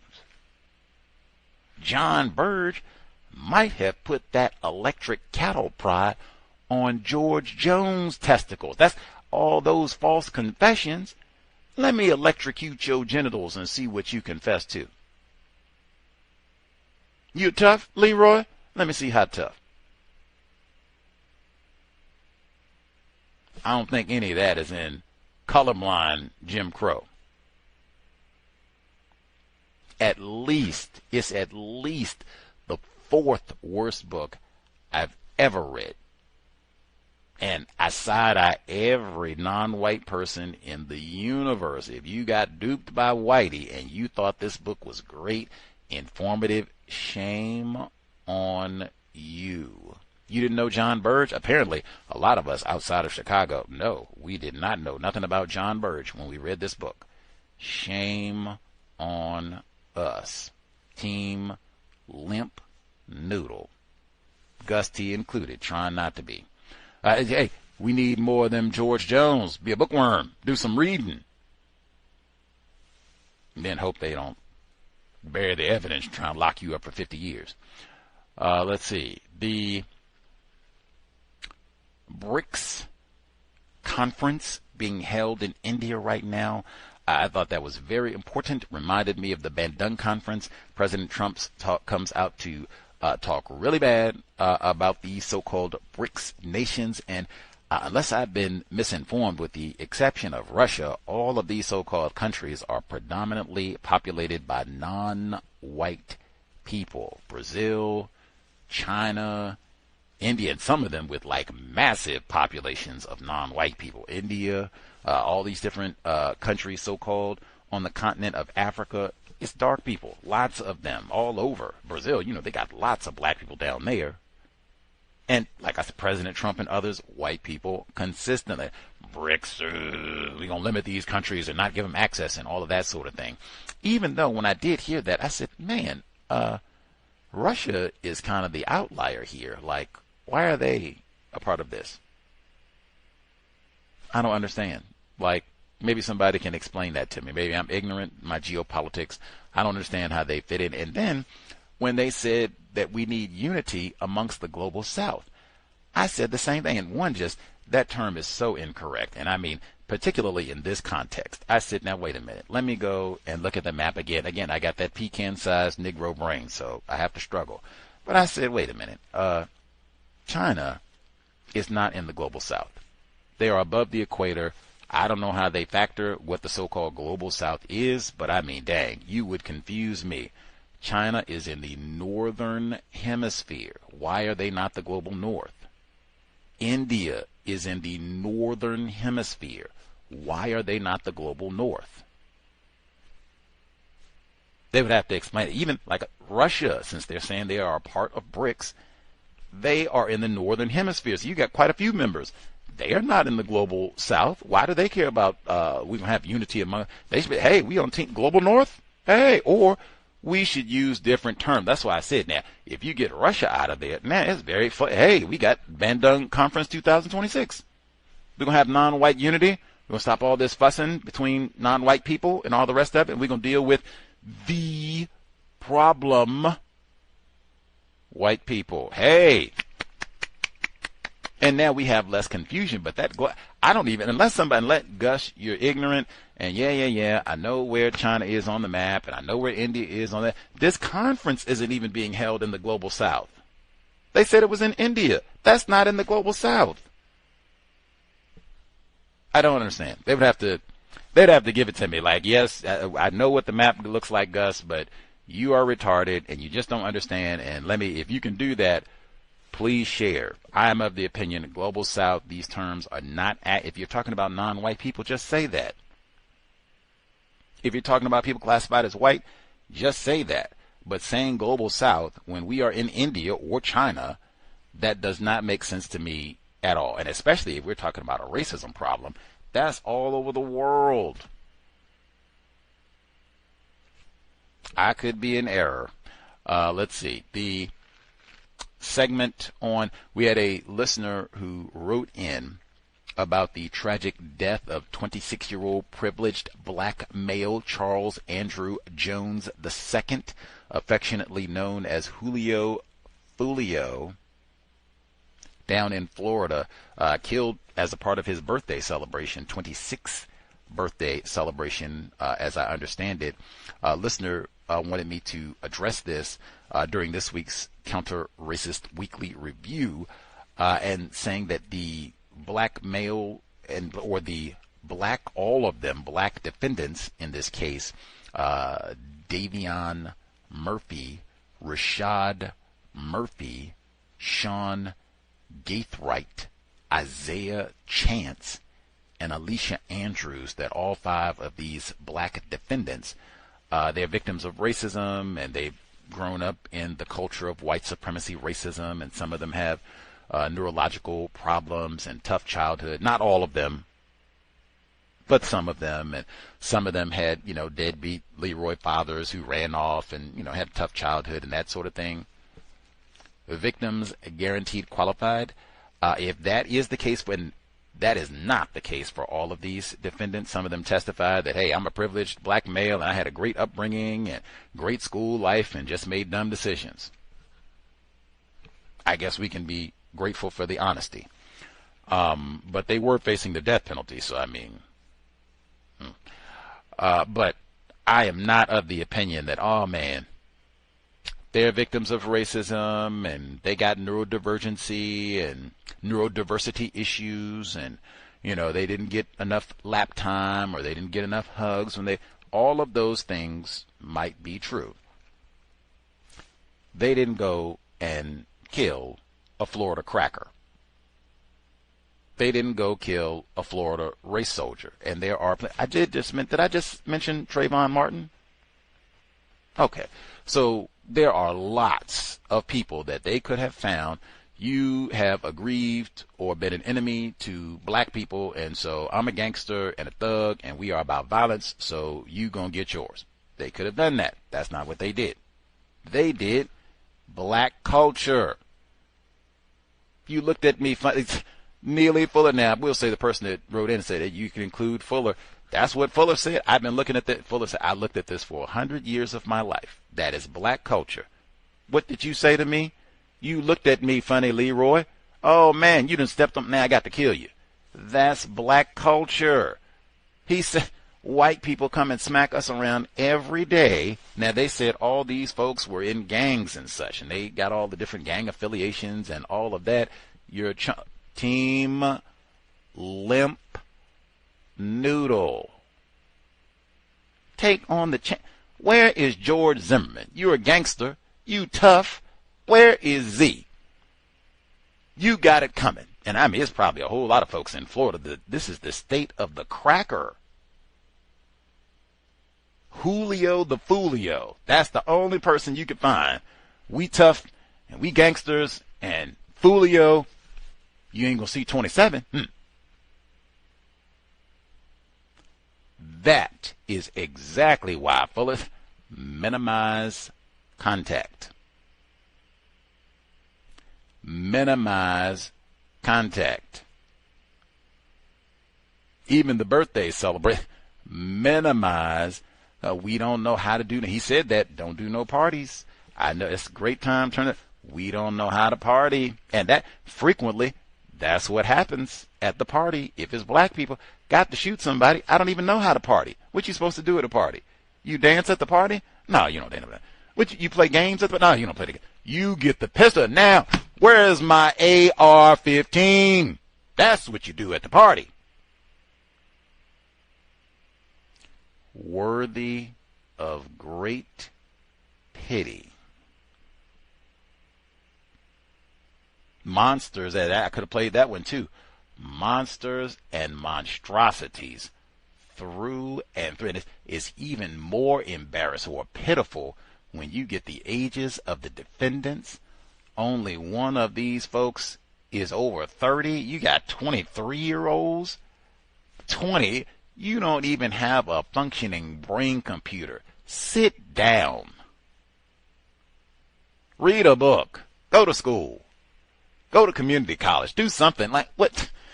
Even if you got neurodiversity issues, great. You especially sit down.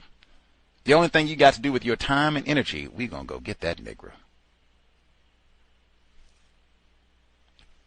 Black Culture 2026. Worthy of great pity. And even if you look, the last two segments, it's about the same. The only difference, Chud the Builder, that's about it. White person coming out. I'm looking for conflict and name calling black people. Black people come out looking for conflict and name calling black people. Is that what you got? Everybody leaves the house looking for conflict with black people. Is that what we have? Everybody leaves the house looking for conflict with black people. Random black people. It doesn't even have to be black people that you know. Everybody is looking for conflict with black people. Man. As such, and matter of fact, I do now. Retired firefighter brought that case up last week. He said, man, Gus, did you hear about this fellow, Chud the Builder out here killing folks? Did you know about that? I said, no. I said, but matter of fact, before I even got to the no, I said, is this Edwin Barron? Because I got confused. I said, I just saw this. And I did. Edwin Barron, it was just a different state. He was in Illinois. Illinois, man, they will get you into one. John Burge, Edwin Barron, one way or another, we're going to get you in Chicago. You ain't going to have no peace in Chicago. Ain't that right, Pam? She knew. Pamela Evans, ain't that right, Dr. Welsing? Ain't going to be no peace in Chicago. President Obama, when he left the White House, he didn't move back to Chicago. Had my fill of the South Side. I said, dang, this just happened. Edwin Barron, white man, race soldier, he was going around doing the same thing. He was just looking for conflict with black people. Going up to black people at the bus. What you doing, nigger? I smack you, nigger. You ain't nothing, nigger. Yelling at black females and all that, and then got conflict stuff. These black males ain't nothing. They didn't defend and all that. We talked about that, but this just happened. I thought he was talking about that because it sounded so similar. He said, I don't think that's the same One, this is Chud the Builder. This is not Edwin Barron. He was correct. It was a totally different man. In the system of white supremacy racism, many people wake up, and apparently the only thing on their brain computers, I'm going to get that nigger. Or even, I'm going to get a nigger. Many people wake up, sometimes they got a specific nigger in mind. Sometimes any nigger will do. Often, any nigger will do. But that's how lots of us, white and non-white, white and black with 8 black great-grandparents. That's how we wake up. Conflict with a black person. Maybe lethal. One of us will die. That'll be great. We'll get on the news. That's how we wake up. That's in our brain computer. Consciously or subconsciously. That's what we are looking forward to. Conflict with a black person. All I can implement, we talked about this with Fuller, especially when you are out in public, you have to keep this in mind. If you did not, I said this when retired firefighter mentioned this incident, I didn't know about no Chud the Builder. I knew about Edwin Barron. It's the same thing. And even, I didn't know about Foolio, but it's kind of the same thing. I do know system of white supremacy racism, conflict with black people is all the time. We look forward to that.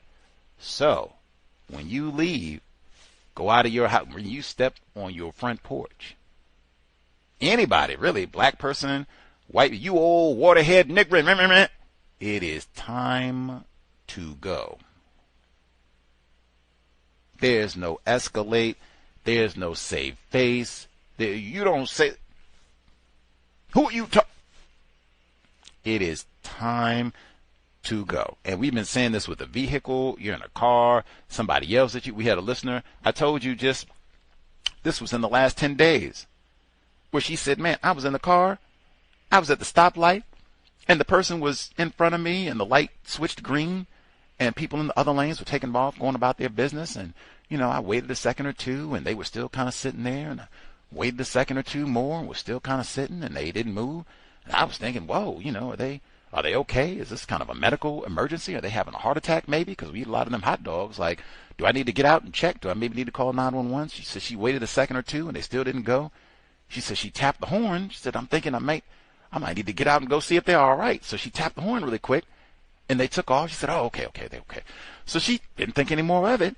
She gets a little bit down the road, and the person that didn't take off, they done hopped out behind her and tailgating all aggressively. Who you honking the horn at me? I'm just like, dang. Minimize. You have lots of folks who have AR-15. They said common use. That's what they said. Common use. You have lots of white people with AR-15s. You have lots of anti-black monsters and monstrosities who are non-white people, sometimes classified as black, but they are toxic and looking for conflict with black people. So, what you doing, Negro? What you walking? You don't walk. It is time to go. Man, Fuller, that is exactly what he said. Anybody comes out and they start nigger this and blah, blah, blah, you could die. You could be dead in the next 5 seconds. That's what that means. When you hear that, that's what needs to happen in your brain computer, that processing that. I could be dead in the next 5 seconds. I need to get out of here. If you're with, we need to get out of here immediately. Oh, you're being a coward. Hey, do you know if this person is armed? Do you know if this is a law enforcement officer? Do you know if this person has 10 other people waiting in the background that you can't see who are armed, who are law enforcement? Are you armed? If you did not leave your residence, hey, Chud, you done screwed up royally today. I left the house on a maximum emergency mission. I was armed and ready. you have screwed up royally today. You will not do another live stream. If you didn't leave your residence, that was already in my code. I already had that planned down. He done messed up big time. You should have picked another victim today, buddy. If that wasn't already in your plan, oh no, it is time to... This person is armed. They came out prepared, even with a camera crew, you might say. Audience. This is entertainment. We do this all the time. I'm prepared. Whatever this nigger choose to do, you are not. You came out here, who knows what? You came to be an observer at court, spectator, maybe do some interviews, counter-racist experiment in front of the courthouse. Who knows? You didn't come to have a gun battle. Be mindful of that. Fuller even covered the other side. Say, hey, I don't do all that. I'm tough. Leroy, stand his ground. You aggress against me, and I smack you back. No problem, because that could have went a whole lot of ways. It could have been Leroy. Maybe he kills old Chud, leaves him dead out in front of the courthouse. That could happen. You have to answer the white people for sure. Whether you get death penalty, case goes on for 20 years, you sign up for all of that too. And joyfully, I did what I was supposed to be doing. System of white supremacy. This is what is. I just mentioned Z. Didn't I just mention Z? That is all the time. Get out of the... Hey, there are so many. It's more guns than people, man. You left the house to get T. Z left the house with a fire. He already had his, but make my day. And what I just said, I'm going to get a nigger. It might not, he didn't know Trayvon, I don't think. I'm going to get a nigger. That's already in the brain computer. I'm going to get a nigger. And he did. And he did. And really, all the defendants in the Charles Andrew Jones II, they did the same thing. That's what the system of white supremacy is about. And you see, particularly black males, I'm going to get that black male. That's even George Jones. I'm going to get that nigger. And they did. All I can emphasize, I would especially talk to your children, because the young people, they have that emotion, and, you don't say that to me, and I got an ego and poor impulse. And really, if you're under 25, your brain computer is still developing, so you're very immature. Really talk to young people. Maybe even run scenarios about that, where a white person or a black person, because either or, they might be armed. Like, are you ready to die because somebody called you a nigger? Jesus Christ, you might be the person to end racism, white supremacy. You gonna die out in the street because someone called you a nigger? Any name. No. Preserve your life. That is massive. Even if you didn't replace white supremacy with justice, you are an attempted parent. Are you telling me I'm going to die in the street over a conflict with Chud? Or these monsters and monstrosities that killed Charles Andrew Jones II? Value your life. Preserve your life. All these, and the randomness of it, it's not even about anything. It's not even about anything. Minimize like that would have to be massive. Minimize conflict. The young lady where she had the vehicle situation, she said, hey man, I don't even speak out in public. I'm about my business. If somebody speaks, and keep it moving. I'm not trying to check nobody. I'm not trying to correct nobody, and you're not doing this right. And let me tell you a thing. Who are you talking to? No. I'm not fighting over no parking space. None of that. You have no idea. I've been saying people have been getting shot and killed just because I pulled into the wrong driveway. I meant to go to house 609 and I pulled into 606 before I could realize I made a mistake.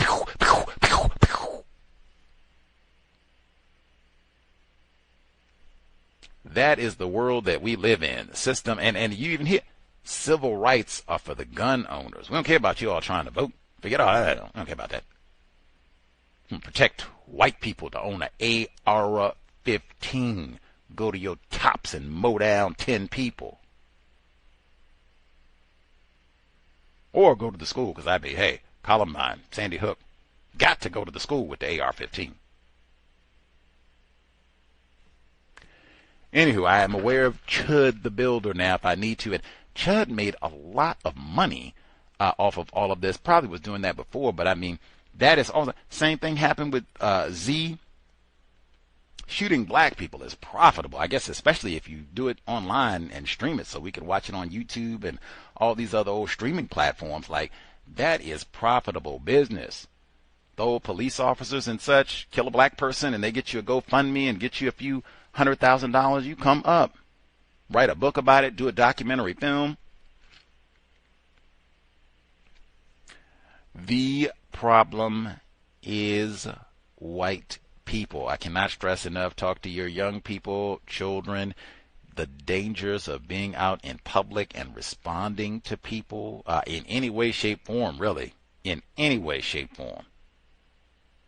Exit, especially if I had children. Exit. You can report later, talk about it.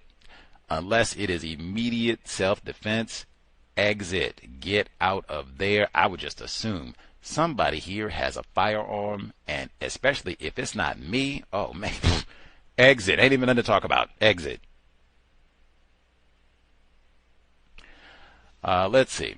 We'll see if folks have a thought, observations to share. Certainly you can correct my geography. If anybody knows that, hey, you moron, China is in the south. It is below the equator. Well, then, my bad. I didn't have my geography correct. I will stand corrected and maybe go back and maybe we should be using global south. I don't think so if we mean non-white, but I'll reconsider if folks got, maybe they got a more accurate globe. The number 720-716-7300. The code 564943 pound. Press star 61 if you would like to participate. Incidentally, those five black people who were involved in the killing of Mr. Jones, they could have got the death penalty. Florida, they did execute Ted Bundy. They, got the death penalty and all. They did not. They got life in prison without parole, or they will be formally sentenced later this year. It was recommended that they get life in prison without parole. I'm not sure if, you could convince me, like, they're victims of racism and they were young. I told you some of them 23 and all that. Like, monsters and monstrosities. And like I said, not all of them had that excuse that they had a tough childhood and all the rest of it. Some of them said that they had a pretty good life. They had parents who did a reasonably adequate job given the system of white supremacy, and they went to school and didn't have no serious traumas in their childhood and just got into this, just as I said, making dumb decisions. Whew. Tough one for me to sympathize with, man. Going around killing black people for fun. Killing 26-year-old black people for fun. Mr. Jones could have said, hey, maybe I don't want to do this Foolio thing no more. Maybe I want to get on my assignment. He could have been the one to replace white supremacy with justice. Or one of these 5 people, defendants, now they up here hope you don't get life without parole and all. They could have been the ones. Replace white supremacy with justice. Nope. Now, well, I guess they still could, but I seriously doubt it if you're going to be stuffed in a Florida penitentiary for the next quarter century or more. Black culture. We'll see if folks have observations, thoughts to share. Let us see.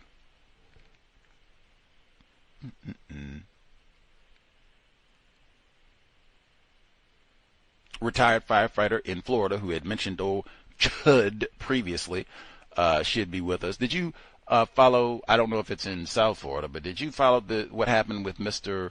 Charles Andrew Jones II, a.k.a. Julio, Foolio, this 26-year-old black male who was killed by these other black males, monsters and monstrosities? Did you pay attention to this case down there? A little bit. The last report that I picked up on, he has a very high bail fee if he has in mind to get out of jail. I think it's somewhere close to $1 million, or at least six figures, something like that. That I just recently saw. I think it was today that I saw that. But that's the only thing that I have paid attention to about this person. Yeah, he and you know, I mean, for a while now, he's probably going to be looking over his shoulder just about everywhere he goes. You know, now as far as that concerned, and with all of the racist behavior that he has contributed, at least in this part of the world.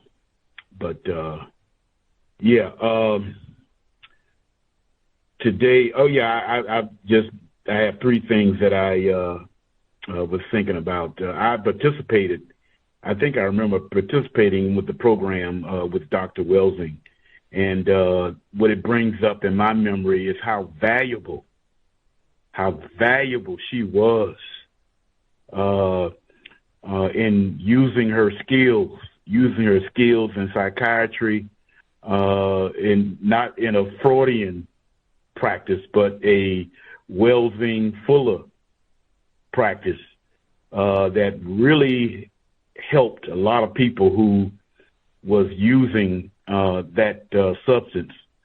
And that always comes up. Every time you bring up that program, that's what I think about, on how valuable she was, you know, with that.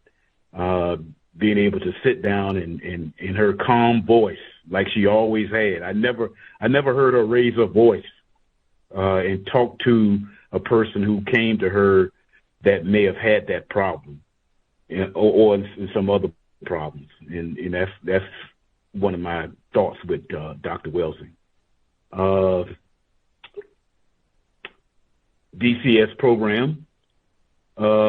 We basically had a plan to meet with another quote-unquote mentoring program that their facility is at Opelika Airport. You know why I'm laughing. But Opelika Airport. And it was canceled. It's going to be in another couple of weeks. They have a very good program. Another thing I like about their program is that they teach martial arts at the program, this particular program, along with a lot of other things. I guess they have the money to be able to do that. But it'll be back again in a couple of weeks, I think. What Mr. Clark did, he sat the children down and basically he talked with them about several subjects. One of them I can recall was how in the public school system, how they drug children in the school system for different things, you know, that is so-called mental health issues, that sort of thing. The importance of playing outside, spending time outside, you know, under the sun, as opposed to being inside and playing games on the TV, those computer games and whatnot, that sort of thing.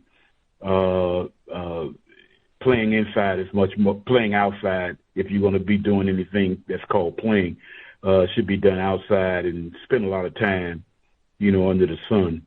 And he put some science towards as far as the vitamin impact that the sun gives to our bodies by being out in the sun. And of course, in South Florida, it is sunny a lot. And also the low birth rate of white people and what they're doing about it in a dastardly way. Last but not least, you talk about the importance of accuracy. And for the most part, you are very, very accurate. But I would say Dylan, the coward Roof, was not armed with an AR-15 when he went into that church. He was armed with a 45 caliber Glock loaded with hollow point bullets.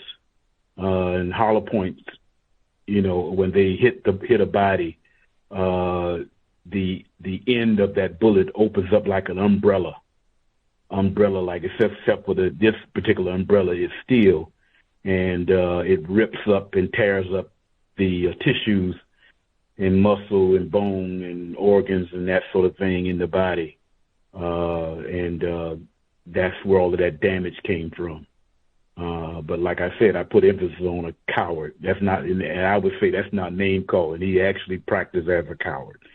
And that's all I have to say. Thanks for listening. Much obliged, retired firefighter in Florida. Thank you. Strive for accuracy. Say that all the time. I meant to say Peyton Gendron, so if I messed up and said Dylan Roof, thank you for the correction. I meant to say Peyton Gendron with the Buffalo shooting with the AR-15, not Dylan Roof. Thank you for the correction. Right on.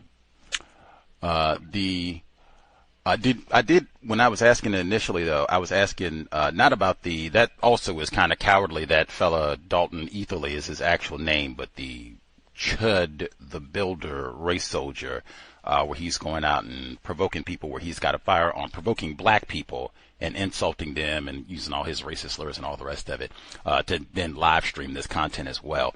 That is also pretty cowardly. But I was asking about the black male, the 26-year-old black male who was killed by these other black males in Florida, where they just had the big trial. I guess his stage name was Julio Foolio. His real name was Charles Andrew Jones II. And they just had, I believe it was 4 black males and then 1 black female, where they were found guilty of killing this 26-year-old. I think it was at his 26-year-old birthday party down there in Florida. Did you see that case, or did you not see that one?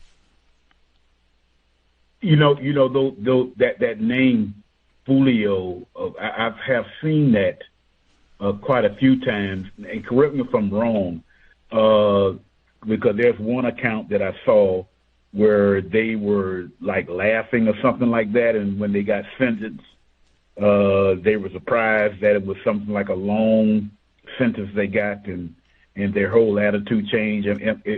Is that something that you noticed? Now, I didn't see the laughing part. I'll admit I didn't watch the whole trial. I haven't been paying attention to all of this intensely the whole way through. I just, a listener brought it to my attention after the sentencing, after they were found guilty, brought it to my attention and said that we should, discuss this in the context of what Mr. Fuller talks about and minimizing contact and all the rest of that, which I totally agree with. But yeah, I didn't see, at least the news reports that I saw, I didn't see the laughing part. I did see because they got the 4 that were found guilty.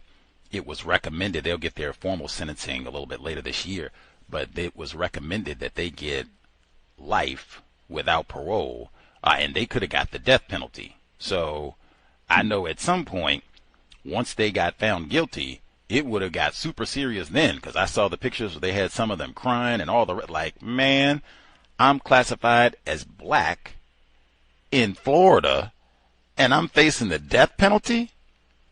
Man, I don't know if I'm going to be crying and sniveling, but I know it ain't going to be nothing to snicker about. And I think that would be, if I was 18, 88, 108, like if I had a teaspoon of sense, I'm a black dude in Florida on trial and I could get the death penalty? Whether I'm guilty or not. Wow. Wow. I am in about the worst possible position you could be in. There is nothing to snicker about at all. That's the pictures that I've seen. It must be subsequent to them being found guilty, where that's what they look like. Like, oh my God, my life is about to end. Yes, they look more appropriate to the crime in some of the pictures that I saw, but that might be, it is too late now. Yeah, I saw that. I think I saw that part, and I remember those names because they're not usual names, but I didn't go any deeper. I didn't go any deeper on it to be able to talk about anything outside of just glancing, over the information. But now I'm going to look into it a little bit more. I'm sure Cal's listener would be, the person specifically who wrote in about all this would appreciate that. I don't know if he's down in the Florida area. If I get the person who wrote in about all this, I don't know. Did you watch the whole trial? Did you get that sense? Because retired firefighter, from what he's saying, and said he didn't, do a scholarly job studying this whole thing, nor did I. But did you get that sense to the person who wrote in that the defendants I'm talking about, that they were not taking this serious, that, were they giggling, laughing at some points? Now, they are very young. As I said, most of the defendants that I saw, they weren't even 25. Like, it was several of these folks, they were like 23, 24, like very, very young. Brain computer not fully developed. So, maybe they think this is all TV and kiki and ha ha ha and ho ho, until, wait a minute, life or death penalty. Death penalty. Like, man, come on. Even life. Because I think that's what was recommended. Life without parole. Like, I'm 23 and you're talking life without parole? I could be here for 60 years. Yep.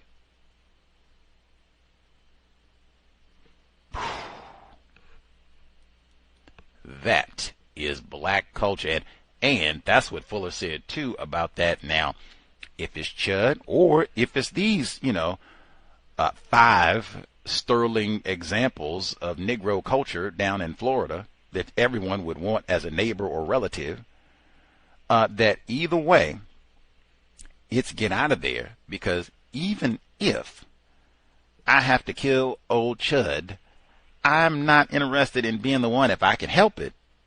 I do not want to be the one I am in court facing. Am I going to have to be here for 60 years? I'm going to have 2 years of legal battles, might be facing the death penalty and all the rest of it. That's going to be me. I don't have no Johnny Cochran. That's why, if you can, get out of there immediately. And Fuller even said we addressed all of this, as he would, being so comprehensive. He said, even it's a female and I want to, pretend, say I'm having some chivalry. And, you don't mess over no female, and get her out of there. As opposed to I escape, we escape, we flee. That's what you do. If I'm going to be a male, I'm trying to be a universal man and protect. Get her out of there safely. That's what you do. Not stand back. You don't touch her. Ha, ha, I smack thee. Ha, we have a duel. And that's another one, because I've seen that one. We talked about that one where same thing, where it ends up being, oh no, this person has a firearm. Oh no, this person is law enforcement. Oh no, this person was in a van with 10 other people. Etc., etc. I come back to what I said before, man. Hey, apparently, we are in an environment where many, many people, white and non-white, leave their residence thinking, I'm going to get in conflict with a black person. Maybe even looking forward to getting in conflict with a black person. In that sort of environment, exit. Exit. You have to find somebody else. because I didn't even, that was not on my agenda, coming out and just having random conflict, because that's how you've been programmed to be anti-black, black culture. I got to come out and brawl with a black person. My day just is not satisfactory if I have not quarreled, brawled, smacked, shot a black person. Apparently many people function that way. That's the dozens, see, that's the prelude. That's why we got to do all the name calling. Come up with exotic ways of name calling. None of that is solving our problem.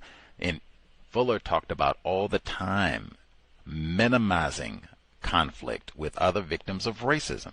That's, I think, the same thing that they're talking about with the BRICS conference in India, although I could be wrong. Maybe my geography is even askew and India is in the global south. It's below the equator, maybe. I don't think so. That's a map I haven't seen, but hey, I'm still learning. Retired firefighter didn't correct me on that one, so I might be doing okay there.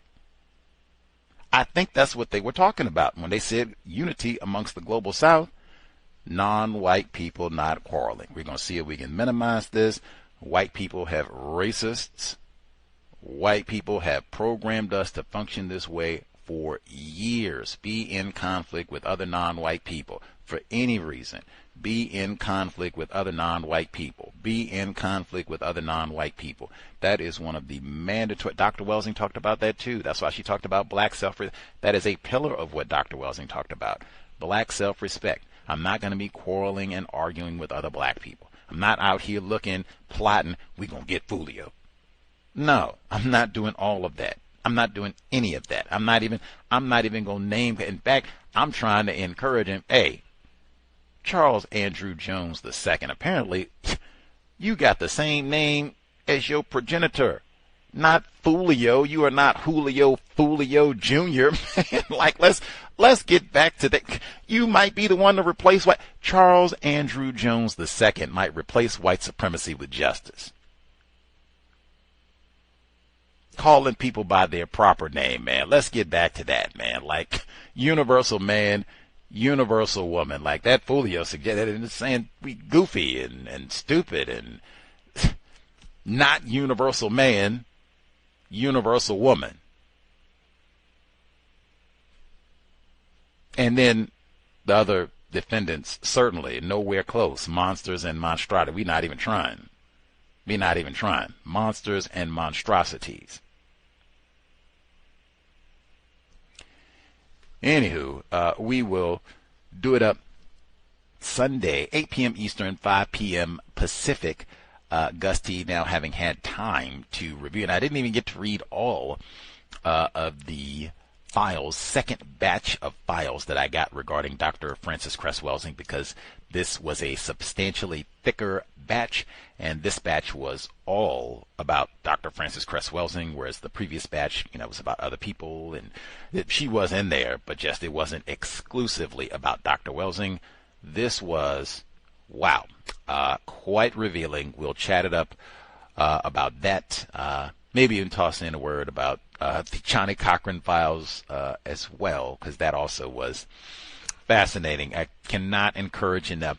Even that, there is a monumental gulf in information, which I'd said before. I knew that before. The amount of information that white people have access to and know about is astronomical in comparison to the likes of Gus T. and Julio Foolio.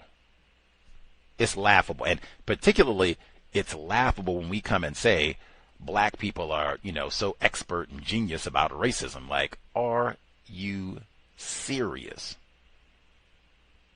Come on, man. Man, that cannot say enough. That has been one thing that has stood out a lot. Certainly getting these FBI records, that in and of itself does not replace white supremacy with justice. Not even close. But at minimum, I think it gives a much more accurate understanding of who is Dr. Frances Cress Welsing and what she did, the work, the attempted counter-racist scholar that she was for the 8 decades that she was on the planet in the face of astronomical state-sponsored surveillance and and beyond. I can even say I saw some folks, they were responding when they were finding out this information, like, oh wow, the FBI, they have files on Dr. Welsing and Mr. Fuller. I'm like, that's wow.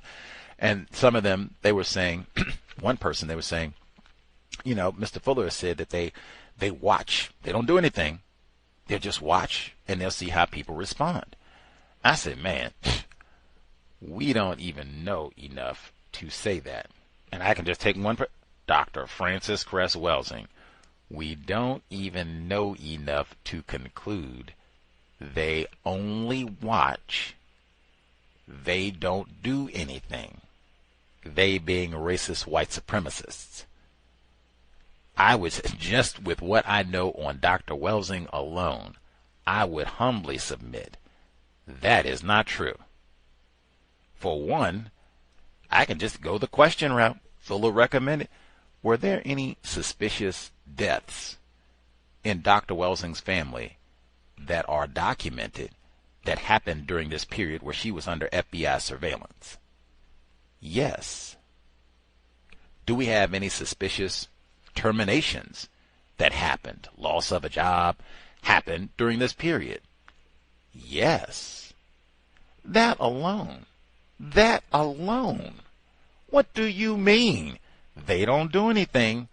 They just watch. Humbly, we are still learning. Reserve those types of conclusions.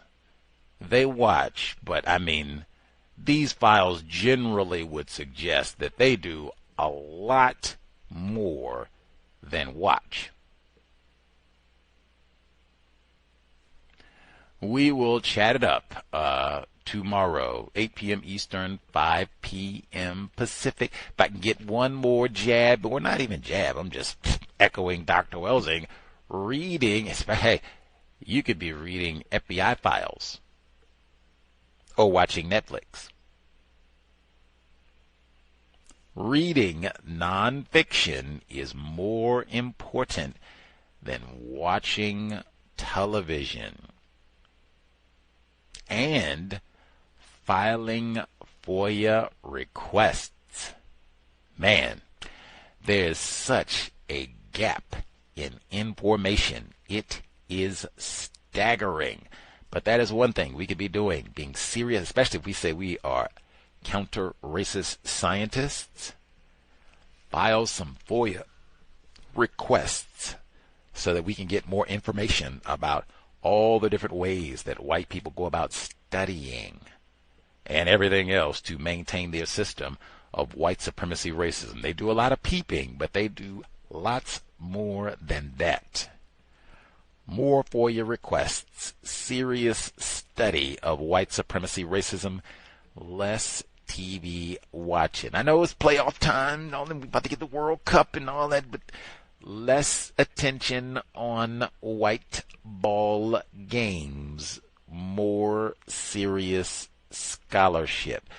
That book that I mentioned, that right there, hey, go get, it's supposed to be coming out. If you're connected to Chicago, make sure Crime Fictions, Nicole Gonzalez Von Cleve, I think she is non-white, especially if you're in Illinois, go to the library, get your copy, check it out, read about George Jones and all of the direct, flagrant racism, white supremacy in Cook County, Illinois. Send Obeezy a copy, maybe. That's it. We'll be here on Sunday. Much obliged for folks tuning in. Hopefully worthy of your Saturday evening. Sobriety would be best. You can't even go to the bathroom. They said grade 4. Again, that is 9-year-olds. The 9-year-olds can't go to the bathroom because they are vaping.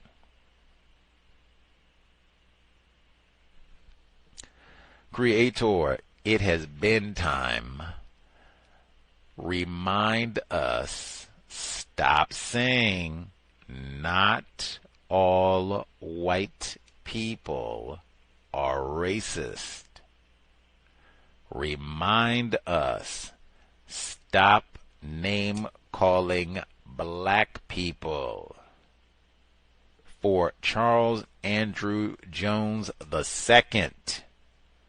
Stop name-calling black people. It has been time.